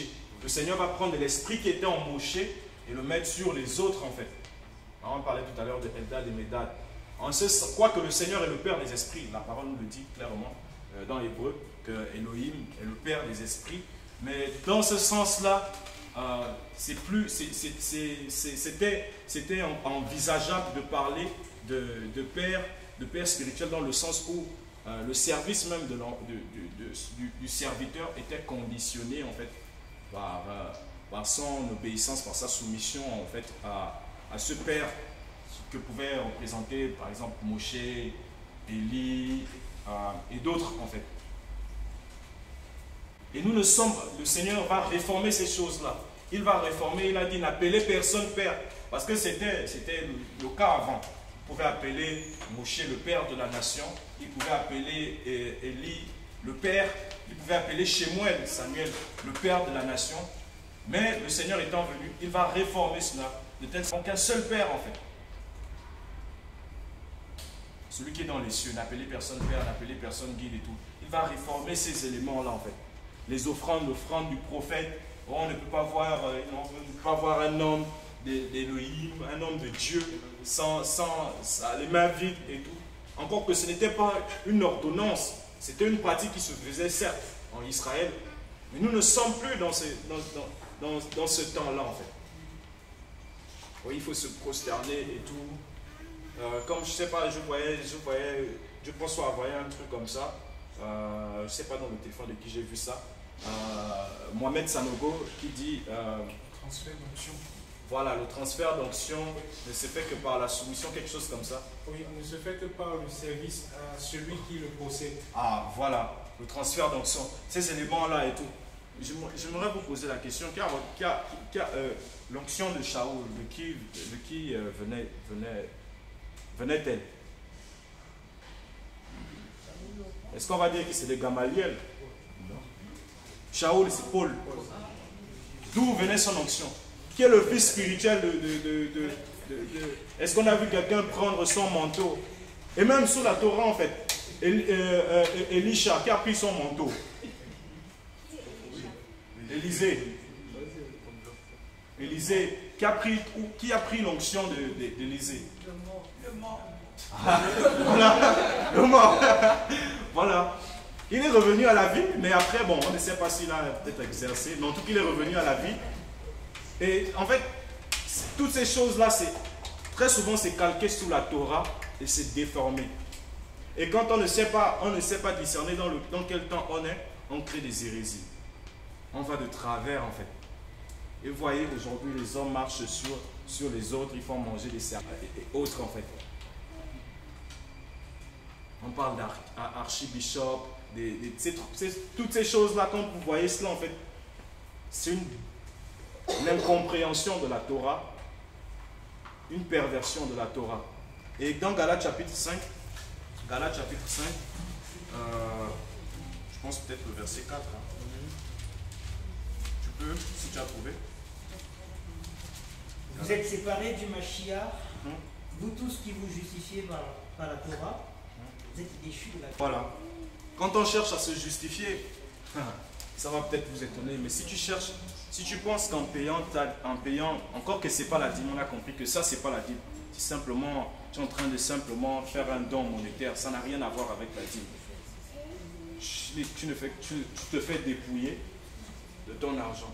Tu sais pas, en faisant cet acte-là, tu penses que tu deviens agréable au Seigneur. Tu te sépares de Mashiach en fait. Et c'est ce que ce passage nous dit. Si en payant la dîme, en faisant l'offrande du prophète, l'offrande d'action de grâce, ou bien la Pâque et tout, tu penses que c'est en cela que tu deviens agréable au Seigneur. L'œuvre de la croix, tu l'annules pour toi.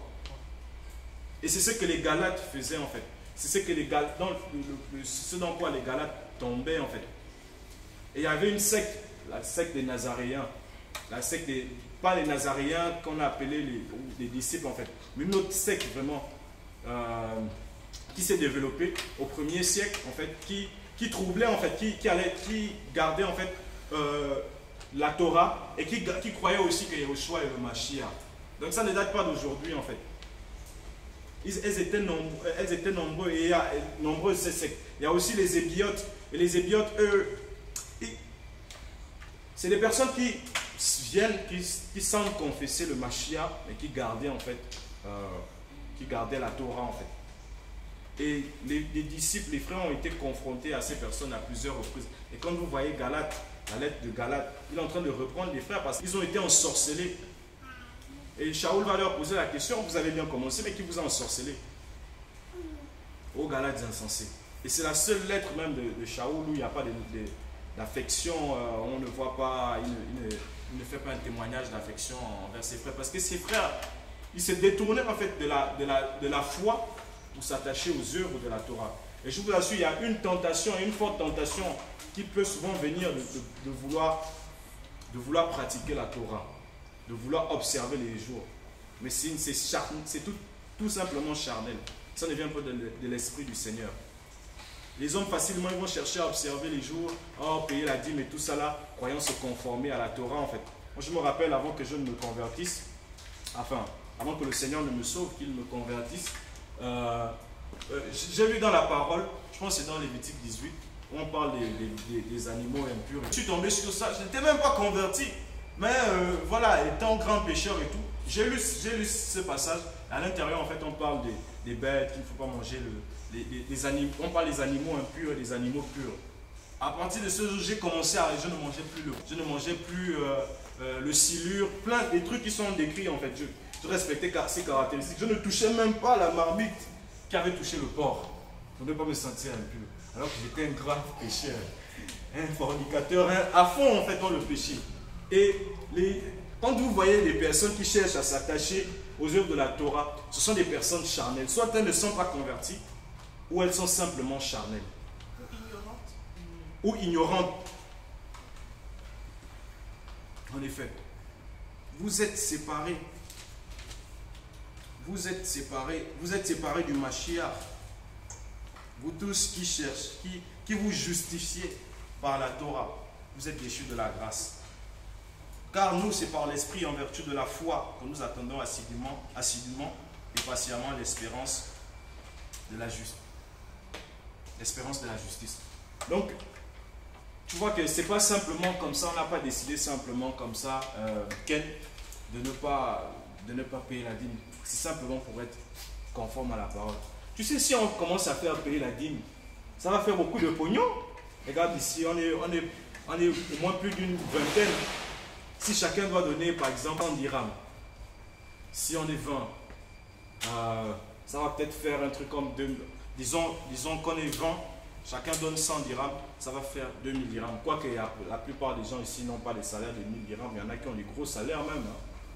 Donc, ça va faire, disons, 2000 dirhams. La plupart du temps, les personnes qui partagent, c'est Dieu prend sur moi. Donc, on va faire part égale. Il y a 1000 dirhams et j'ai 1000 dirhams. Facilement, on se fait du pognon. On se fait du pognon. Donc, et c'est comme ça que ça se passe dans les assemblées. C'est comme ça que ça se passe dans la plupart. Il y en a qui sont dans l'ignorance, certes. Et il y a d'autres qui sont conscients de ces choses. Mais lorsque le Seigneur nous permet de comprendre, de lire la parole et de voir qu'en fait, en réalité, nous n'avons plus à payer ces choses. Et comment en sortir. Et même, vous allez voir que les disciples, ils ne parlent jamais de la dîme, en fait. Pierre, Paul et les autres, ils ne parlent pas de la dîme. Ils parlent certes des offrandes volontaires, selon la résolution du cœur et la capacité de tout un chacun. Mais la dîme, c'est un impôt, c'était obligatoire, il fallait payer cela. Et comment cela a repris vie, en fait, cette histoire de dîme?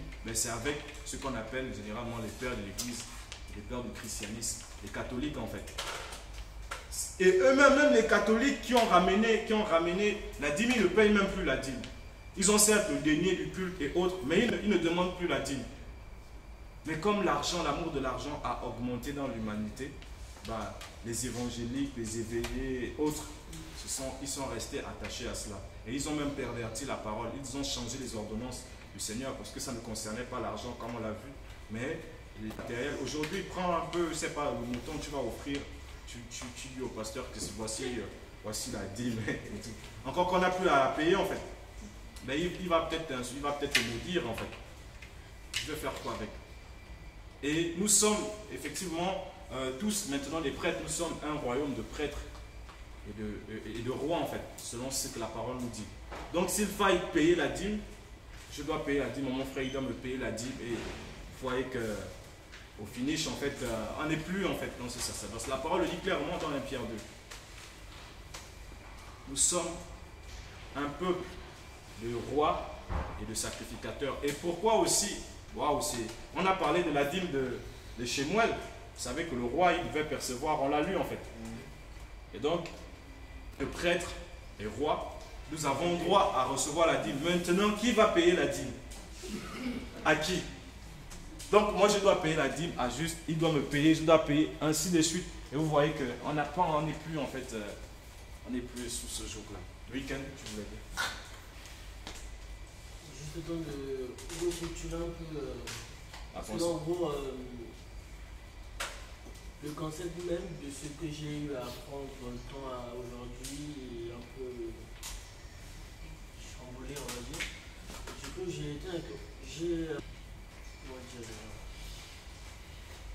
l'information principale que j'ai reçue, c'était que la dîme était censée aider l'Église à évoluer. Parce que même sous la Torah, j'ai cru comprendre qu'il y avait un lieu saint. Le lieu saint a été bâti par qui? Donc, par l'homme, si je comprends bien.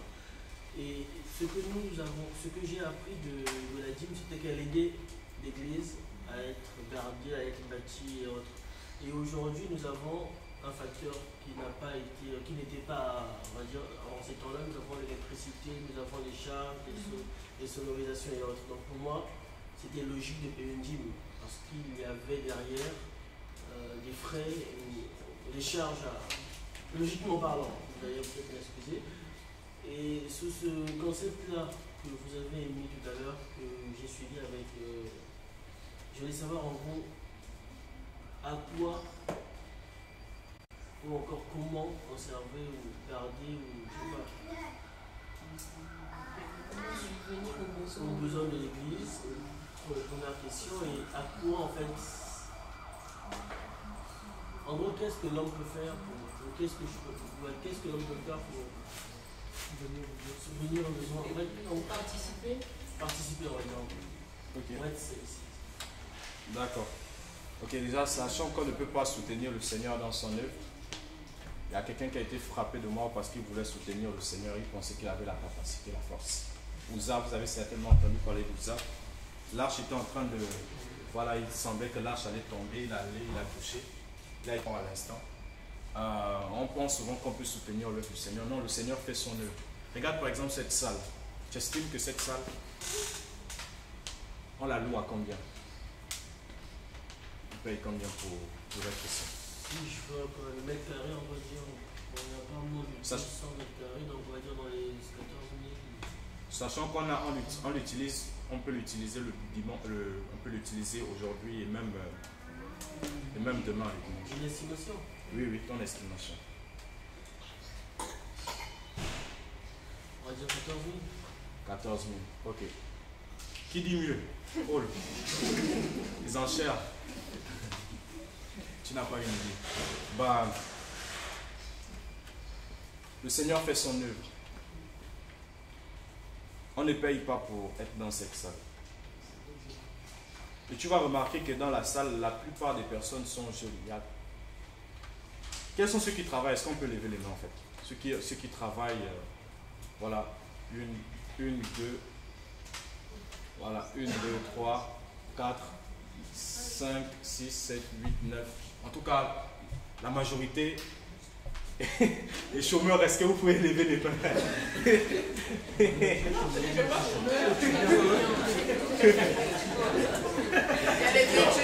Et les étudiants. Voilà, en fait, très peu travaillent, très peu ont un revenu régulier. Et même parmi ceux qui travaillent, ce n'est pas forcément des milliards qu'ils gagnent en fait. Mais le Seigneur fait son œuvre de telle sorte que, par sa grâce, l'Assemblée soutient des personnes qui sont en besoin, qui ont besoin de loyer. Il y a des charges locatives, et des enfants et autres. Et pourtant, en fait, tu vas voir, on va terminer ici, on ne va pas dire, ok, la sœur Emmanuel entonne le chant, c'est l'heure des offrandes. C'est pas que c'est un péché de le faire. On peut le faire, on s'organise. Et quand il y a le besoin, on peut s'organiser. Par exemple, on peut faire l'offrande pour, par exemple, soutenir le frère Emmanuel s'il a un besoin, en fait. Ou selon que l'esprit peut conduire. Le problème, c'est qu'on nous a habitués à mettre l'argent comme étant la solution pour toute chose. Alors que ce n'est pas le cas, en fait. Le Seigneur, moi, c'est une parole qui m'interpelle et qui m'enseigne beaucoup. Et qui me fait toujours penser que je sois dans le chômage, que je sois pauvre, que je sois riche. Je n'aurai pas de justification à dire que je ne peux pas soutenir un pauvre. Parce qu'il y en a qui disent, quand j'aurai l'argent, je vais aider les personnes. Le Seigneur était pauvre. Il n'y a pas quelqu'un qui est pauvre ici comme le Seigneur l'était, financièrement parlant. Il dormait en plein air. Tellement il était pauvre. Il y a une fois, je sortais, il était peut-être 1h, minuit comme ça. J'ai vu des personnes dormir en fait, voilà, sur la rue en fait. Enfin, à côté, comment on appelle ça? Au trottoir, voilà. Une femme avec une jeune fille. Je vous assure, j'avais jamais vu ça en fait. Et j'ai pensé au Seigneur. Et effectivement, je me suis rendu compte que dans la parole, lui, le Seigneur en fait, c'est bien écrit qu'il dormait en plein air. Vous avez déjà lu ça? Sur les montagnes, il fait très froid. Et on va prendre cette parole. C'est dans Luc. Permettez-moi de trouver le passage. Oui, en plus, sur les montagnes, il fait très froid. Et dans un pays désertique, vous savez, le désert, c'est l'inverse. En fait, ça va dans les extrémités. Quand il fait chaud, le sable, en fait, n'arrive pas à absorber, le sable n'absorbe pas la chaleur, en fait. Du coup, quand il fait chaud, ça conserve la chaleur. Il fait très chaud dans le désert. De même, quand il fait froid, le sable n'absorbe pas la fraîcheur. Il fait très froid. Et dans un pays désertique comme Israël, le Seigneur dormait parfois dans les bateaux, parfois dans les montagnes, en plein air. Regardons-le dans Luc chapitre 21, verset 37. On nous a appris à ce que l'argent soit forcément toute chose. Mais non, pas du tout. Et je ne parle pas de cela comme quelqu'un qui, voilà, je parle juste parce que j'ai entendu quelqu'un dire. C'est par expérience en fait. C'est par expérience. L'argent, s'il fallait forcément avoir de l'argent, s'il fallait forcément travailler pour être dans le service du Seigneur, pour faire l'œuvre du Seigneur, je ne serais pas là devant vous, franchement. Je serais même peut-être plus au Maroc. 21, chapitre 27, verset 27 plutôt. Non, 37. 30, ouais, c'est ça. Je vais. Et pendant le jour, il enseignait dans le temple, et il sortait pour passer la nuit en plein air, à la montagne appelée des Oliviers. En plein air. Vous voyez? Et le Seigneur était un SDF. C'est pas une injure. Et même la plupart c'était des SDF. Shaoul et autres, c'était des SDF. D'ailleurs, il le dit clairement dans 1 Corinthiens 4 par là. Sans domicile fixe. SDF, ça veut dire sans domicile fixe. Tu vois un peu Ken? Les personnes qui ont servi le Seigneur, on a vu la puissance qui ont servi Noé. Ce n'étaient pas forcément des personnes d'abord riches. Ils ne mettaient pas d'abord l'argent en action. Et pourtant, le Seigneur, dans toute sa pauvreté, mais ayant la vie de l'esprit, la puissance d'en haut, nourrit des milliers et des milliers de personnes. Donc, s'il était pauvre, un pauvre qui nourrit des milliers de personnes, tu vois un peu? On nous a appris, oh non, mais il faut soutenir l'œuvre du pasteur, il faut soutenir l'œuvre de l'assemblée, comme dans une assemblée à Agadir où, voilà, les réprimandés, parce que c'est l'argent du pasteur venait ailleurs, on envoyait tellement, les chrétiens ne payaient pas. Une assemblée d'étudiants, mais il y a des offrandes où on dit le minimum c'est 500 dirhams. D'étudiants, et là je ne vous parle pas comme ayant, comme si on m'a raconté. J'ai écouté, j'étais dans l'assemblée en question pour rencontrer ces prédicateurs-là. Mais quand le Seigneur voit d'abord la disposition des cœurs, lui-même il touche les personnes, il va toucher une personne qui a des moyens et la personne va laisser l'accès par exemple. Comme tu peux le voir, c'est une très grande salle en fait, tu as estimé à 14 000 dirhams. Et il y a plein de choses, c'est pas pour glorifier l'assemblée, c'est pour glorifier le Seigneur et dire qu'en fait, c'est pas l'argent, c'est pas d'abord l'argent. Donc cette pensée qui dit oui, il faut soutenir l'œuvre, c'est par les dîmes et tout, qu'on soutient. Non, il y a les offrandes certes, les offrandes volontaires, selon le besoin, selon la résolution de tout un chacun. Il y a par exemple des frères qui font cela, il enlève carrément son salaire, tout son salaire, il donne.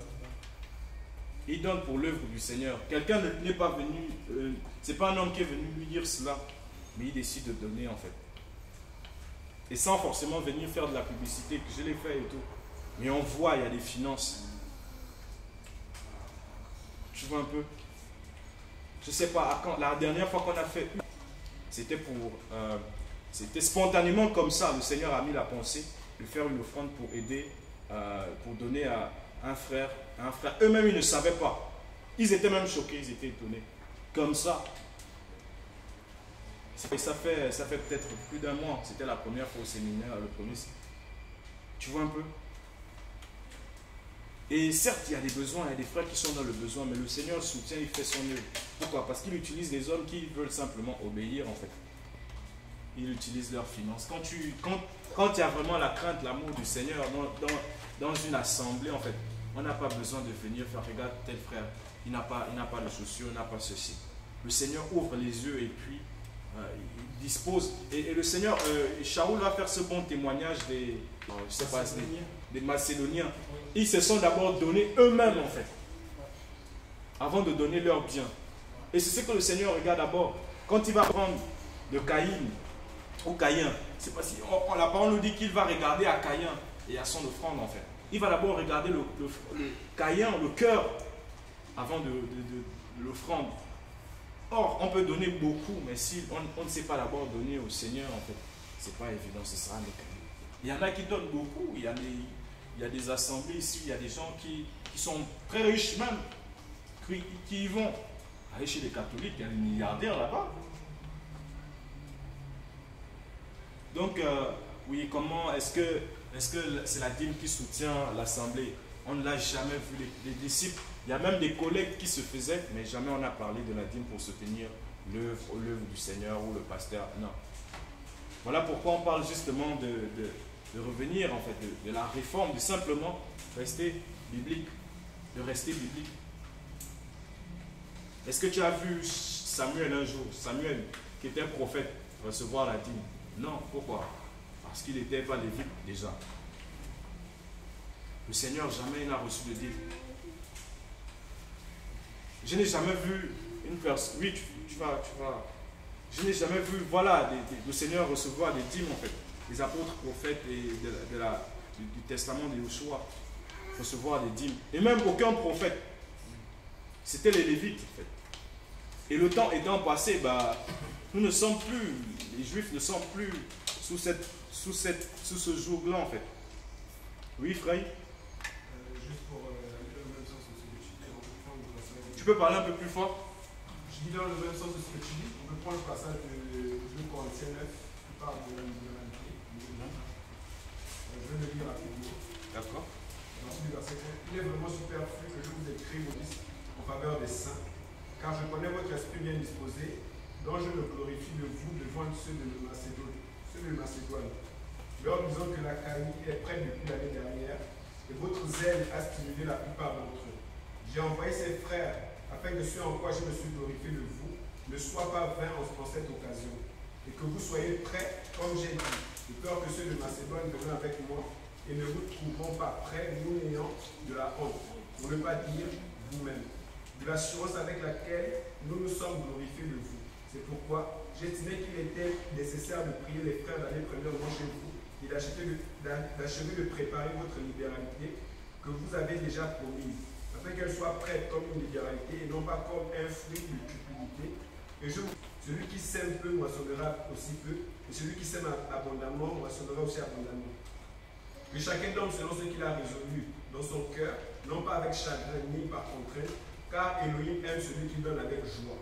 Et Elohim est puissant pour vous combler de toute grâce, afin que possédant toujours tout ce qui vous est nécessaire, vous abondiez en toutes sortes de bonnes œuvres. Selon qu'il est écrit, il a répondu et il a donné aux pauvres, sa justice demeure à perpétuité. Amen. Amen. Voilà, verset 7, que chacun donne selon ce qu'il a résolu dans son cœur, non pas avec chagrin ni par contrainte, car Elohim aime celui qui donne avec joie. Or, la dîme, c'est une contrainte, c'est un impôt. C'est comme les personnes, je suis sûr que les personnes qui travaillent et qui reçoivent un salaire, quand on coupe les impôts, ils aimeraient bien qu'on enlève les impôts sur le revenu, n'est-ce pas, les travailleurs? Ah, c'est pas avec joie, c'est pas avec joie qu'ils acceptent qu'on enlève leur argent. Pourquoi? Mais c'est imposé en fait. C'est imposé, c'est un impôt. Et c'est pareil pour la dîme. C'était pas avec libéralité ou bien avec... non, pas résolution. Non, non, non. C'était déjà bien fixé un montant, enfin pas un montant,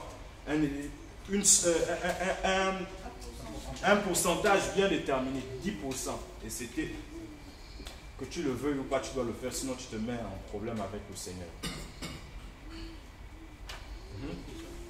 Pour revenir sur le trésor, sur la maison du trésor, tu disais qu'il n'y avait que les dîmes qui étaient conservées dans la maison du trésor, c'est ça?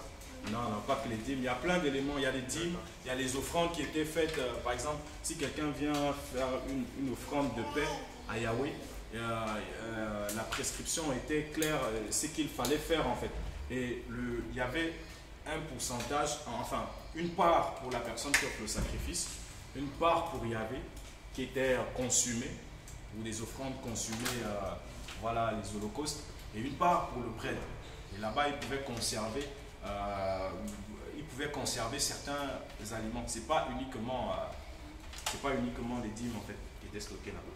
Est-ce qu'il y avait autre chose que les aliments du bétail, tout ça. Parce que quand Shlomo va faire le temple, la maison des trésors, il va mettre tout ce que David avait gagné à la bataille à l'intérieur. Est-ce que c'est la même chose ou bien il y a une différence entre les ustensiles? Voilà. Voilà, il y a les ustensiles, il n'y a pas que les aliments en fait. Effectivement, il y a les ustensiles, il y a un certain nombre de butins en fait. Il y a une part qui pouvait être gardée dans cette maison, la maison du trésor. Voilà, la maison du trésor. Magasin, dans le magasin. Et dans Marc 12, quand Yeshua regarde dans le train, ceux qui déposaient les pièces, il va voir cette dame qui va y aller. Donc il y avait aussi la possibilité d'accès, les personnes pouvaient y accéder. Et comment on a fait pour arriver au fait que les gens aillent déposer de l'argent à l'intérieur? Voilà, tu abordes un élément. Vous voyez, il y a beaucoup de choses qu'on lit dans les évangiles et on pense que, parce que les Juifs pratiquaient cela, c'était la Torah qui l'avait prescrit. Tu vas voir que ce n'est pas forcément le cas. On ne voit pas quelque part dans la Torah où il fallait donner les pièces en fait dans le temple. Mais il faut savoir que les Juifs sont passés par plusieurs éléments après être sortis d'Israël. Ils ont connu la captivité babylonienne. Et avant la captivité babylonienne, le temple a été détruit. Et le même temple qui a été détruit, enfin le temple dont il est question par exemple dans les évangiles, ce n'est pas le temple au temps de Shlomo ou de Salomon, c'est un autre temple. Et pour en arriver là, il y a eu tout un nombre d'éléments. Il y a des éléments qui ont été rajoutés, il y a des éléments qui ont été retranchés. Par exemple, les dîmes, les montres et toutes ces choses-là. Le lavage, en fait, dans Marc chapitre 7, par exemple, Marc chapitre 7, beaucoup de choses, des traditions qui se sont ajoutées, une organisation qui s'est faite, qui n'était pas, qui ne sont pas forcément prescrites dans la Torah. Et il faut savoir que les Juifs, et même c'est le cas, ils considèrent même beaucoup plus, comment ça s'appelle ils considéraient beaucoup plus les traditions et les commandements des hommes que même la Torah. Et c'est toujours le cas jusqu'aujourd'hui en fait. Ils ont un livre là, le Talmud, voilà, la tradition orale qui est censée expliquer ce qui est écrit. Et il y a beaucoup de choses qui sont rajoutées, beaucoup de choses qui sont retranchées. Leur tradition orale, les enseignements des anciens.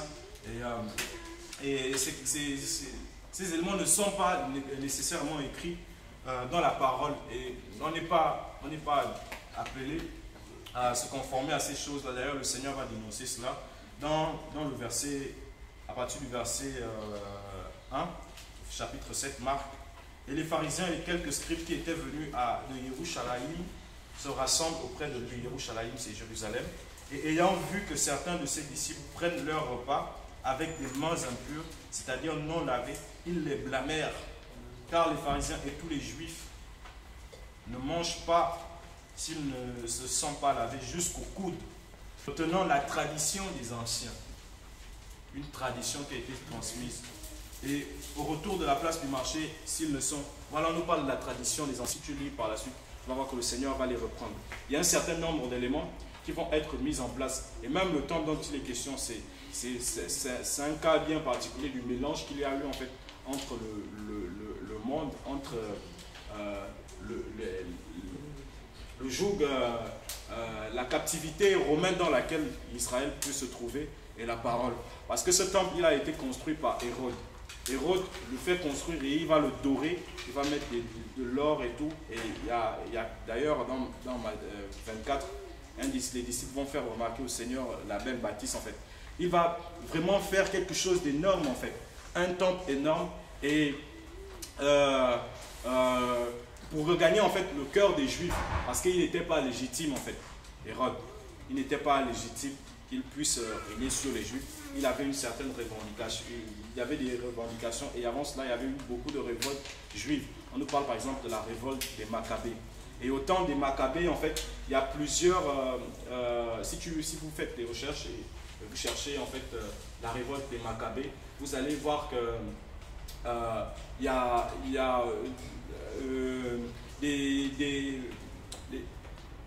les collaborateurs des Romains, des Grecs qui régnaient en fait en ce moment-là sur la terre, avaient établi avaient choisi carrément, non pas selon les critères de la Torah, mais selon leur volonté, selon qu'il y avait des corrompus parmi les prêtres, eux-mêmes, celui qui va diriger dans le temple. Et c'est ce qui va pousser Ben Zakkai, Yehuda en fait, Shimon Maccabée, et d'autres juifs ultra-orthodoxes à se révolter. Parce qu'en fait, ceux qui étaient établis sur le temple et qui faisaient les lois n'étaient pas des personnes légitimes. Eux, ils étaient zélés pour leur Torah. Mais les personnes qui étaient établies, qui dirigeaient en fait le culte du judaïsme, c'était des collaborateurs en fait des Grecs et autres, des Antiochus, Épiphane IV, et tous, c'était leurs collaborateurs carrément, c'était des politiciens. Voilà. Et donc ils n'étaient pas légitimes, ils ne respectaient pas la Torah, et cela va essuyer, ça va susciter beaucoup de révoltes. Et c'est dans ces temps-là aussi que plusieurs éléments vont être ajoutés. Plusieurs éléments vont être rajoutés dans la pratique du judaïsme en fait. Et d'autres vont être retranchés. De telle sorte qu'aujourd'hui on voit dans la maison du trésor des personnes qui y mettent, et la femme, la veuve, qui est venue mettre tout ce qu'elle avait. Mais au temps du Seigneur, c'était libre. C'est vrai que, bon, on ne sait pas si c'était forcément imposé, mais il n'y a pas eu une Torah particulière par rapport à cela en fait. Par rapport au fait de venir mettre dans le tabernacle en fait, dans le temple, de faire des offrandes en fait, et monétaires en plus. Non. Monétaire. À un moment donné, oui, il y a eu pour pouvoir concevoir l'arche, mettre en place l'arche et d'autres ustensiles, il y a eu des demandes, des dons par rapport à l'or et tout. Et après, à un moment donné, ben, quand ça avait atteint, ils ont demandé d'arrêter parce que les Israélites étaient tellement zélés qu'ils en ont donné énormément et ils continuent à en donner. Et puis Moshe, il a dit c'est bon en fait, il a demandé d'arrêter de venir faire des dons parce que l'objectif avait été atteint. Mais ce n'était pas quelque chose qui était devenu perpétuel. Tu vois un peu? Donc ce sont des traditions, des commandements d'hommes. Et tu vas voir par exemple que dans le temple, ils vont commencer à vendre dans le temple. Au temps de Moshe, il n'y avait pas ça. Le Seigneur va chasser les vendeurs du temple, les marchands du temple. Ce n'est pas dans la Torah. Tu vois, c'est toute cette folie-là, le mélange de perversion, de Torah en fait, et de la politique, ce mélange-là qui va conduire à telle sorte. Comment tu comprends que dans le temple, il y avait carrément des changeurs, des personnes qui faisaient des changes dans le temple, qui vendaient des pigeons et autres. Dans le temple, tu vois un peu, il y avait une perversion et c'était carrément un désordre. Et le Seigneur est justement venu en ces temps sombres là, et pour réformer en fait. Et à ce moment, il y avait justement beaucoup de sectes aussi. Il y avait beaucoup de sectes dans le judaïsme, parce qu'il y avait eu aussi beaucoup d'égarements. Il y en a qui vont se dire, bon, nous sommes des tzadikim, des sadducéens, nous sommes les justes et tout. Et il y a d'autres qui vont dire, nous sommes les séparés, les pharisiens. Et il y a d'autres, les zélotes également. On parle d'un zélote Shimon. Ils étaient des radicaux aussi. On va parler également des Esséniens. Ce n'est pas certes mentionné dans la parole, mais l'histoire nous fait comprendre qu'effectivement il y en avait aussi. Il y en a qui prétendent même que Yoshua était un Essénien en fait. Donc il y avait plein de courants comme ça, et il y avait toute une cacophonie, tout un désordre, et même dans le fonctionnement dans le temple, c'était du désordre quoi. Voilà. Ken, c'est bon? Tu comprends quoi la dîme n'est plus sous ce joug-là? Anne, tu voulais parler, tu as levé la main.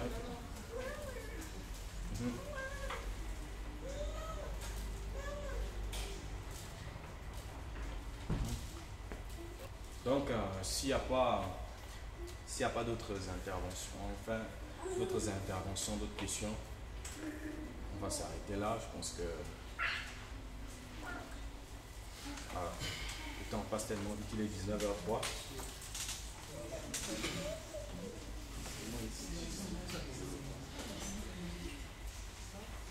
Voilà. C'est bon? Il n'y a pas quelque chose? Ok, donc on va prier. Le Seigneur nous donne d'avoir des cœurs. N'oublions pas le partage de l'interpellation du départ en fait, par rapport au fait qu'on ne tombe pas dans la religion, dans les pratiques. Donc le Seigneur nous donne d'être réformés. Prions. Seigneur, donne-nous d'être réformés, donne-nous de nous conformer simplement à ta parole, à ta volonté, Père. Nous ne soyons pas séduits, Seigneur, par la religion. Nous ne soyons pas séduits par un fonctionnement qui semble être Dieu, mais qui n'est pas de toi. Éclaire-nous encore, Seigneur, éclaire-nous par rapport aux choses dont nous sommes complètement ignorants. Donne-nous d'être affermis dans la vérité, Seigneur, dans la justice, Seigneur. Ô Père, garde-nous, Seigneur, que cette parole que tu nous as promis de partager ne soit pas vaine, Seigneur, mais qu'elle porte du fruit en nous. Et que toute la gloire, Seigneur, te revienne, toi qui as permis, Seigneur, cet échange, Seigneur. Que soit l'honneur de la gloire, ô Père, au nom de Yeshua.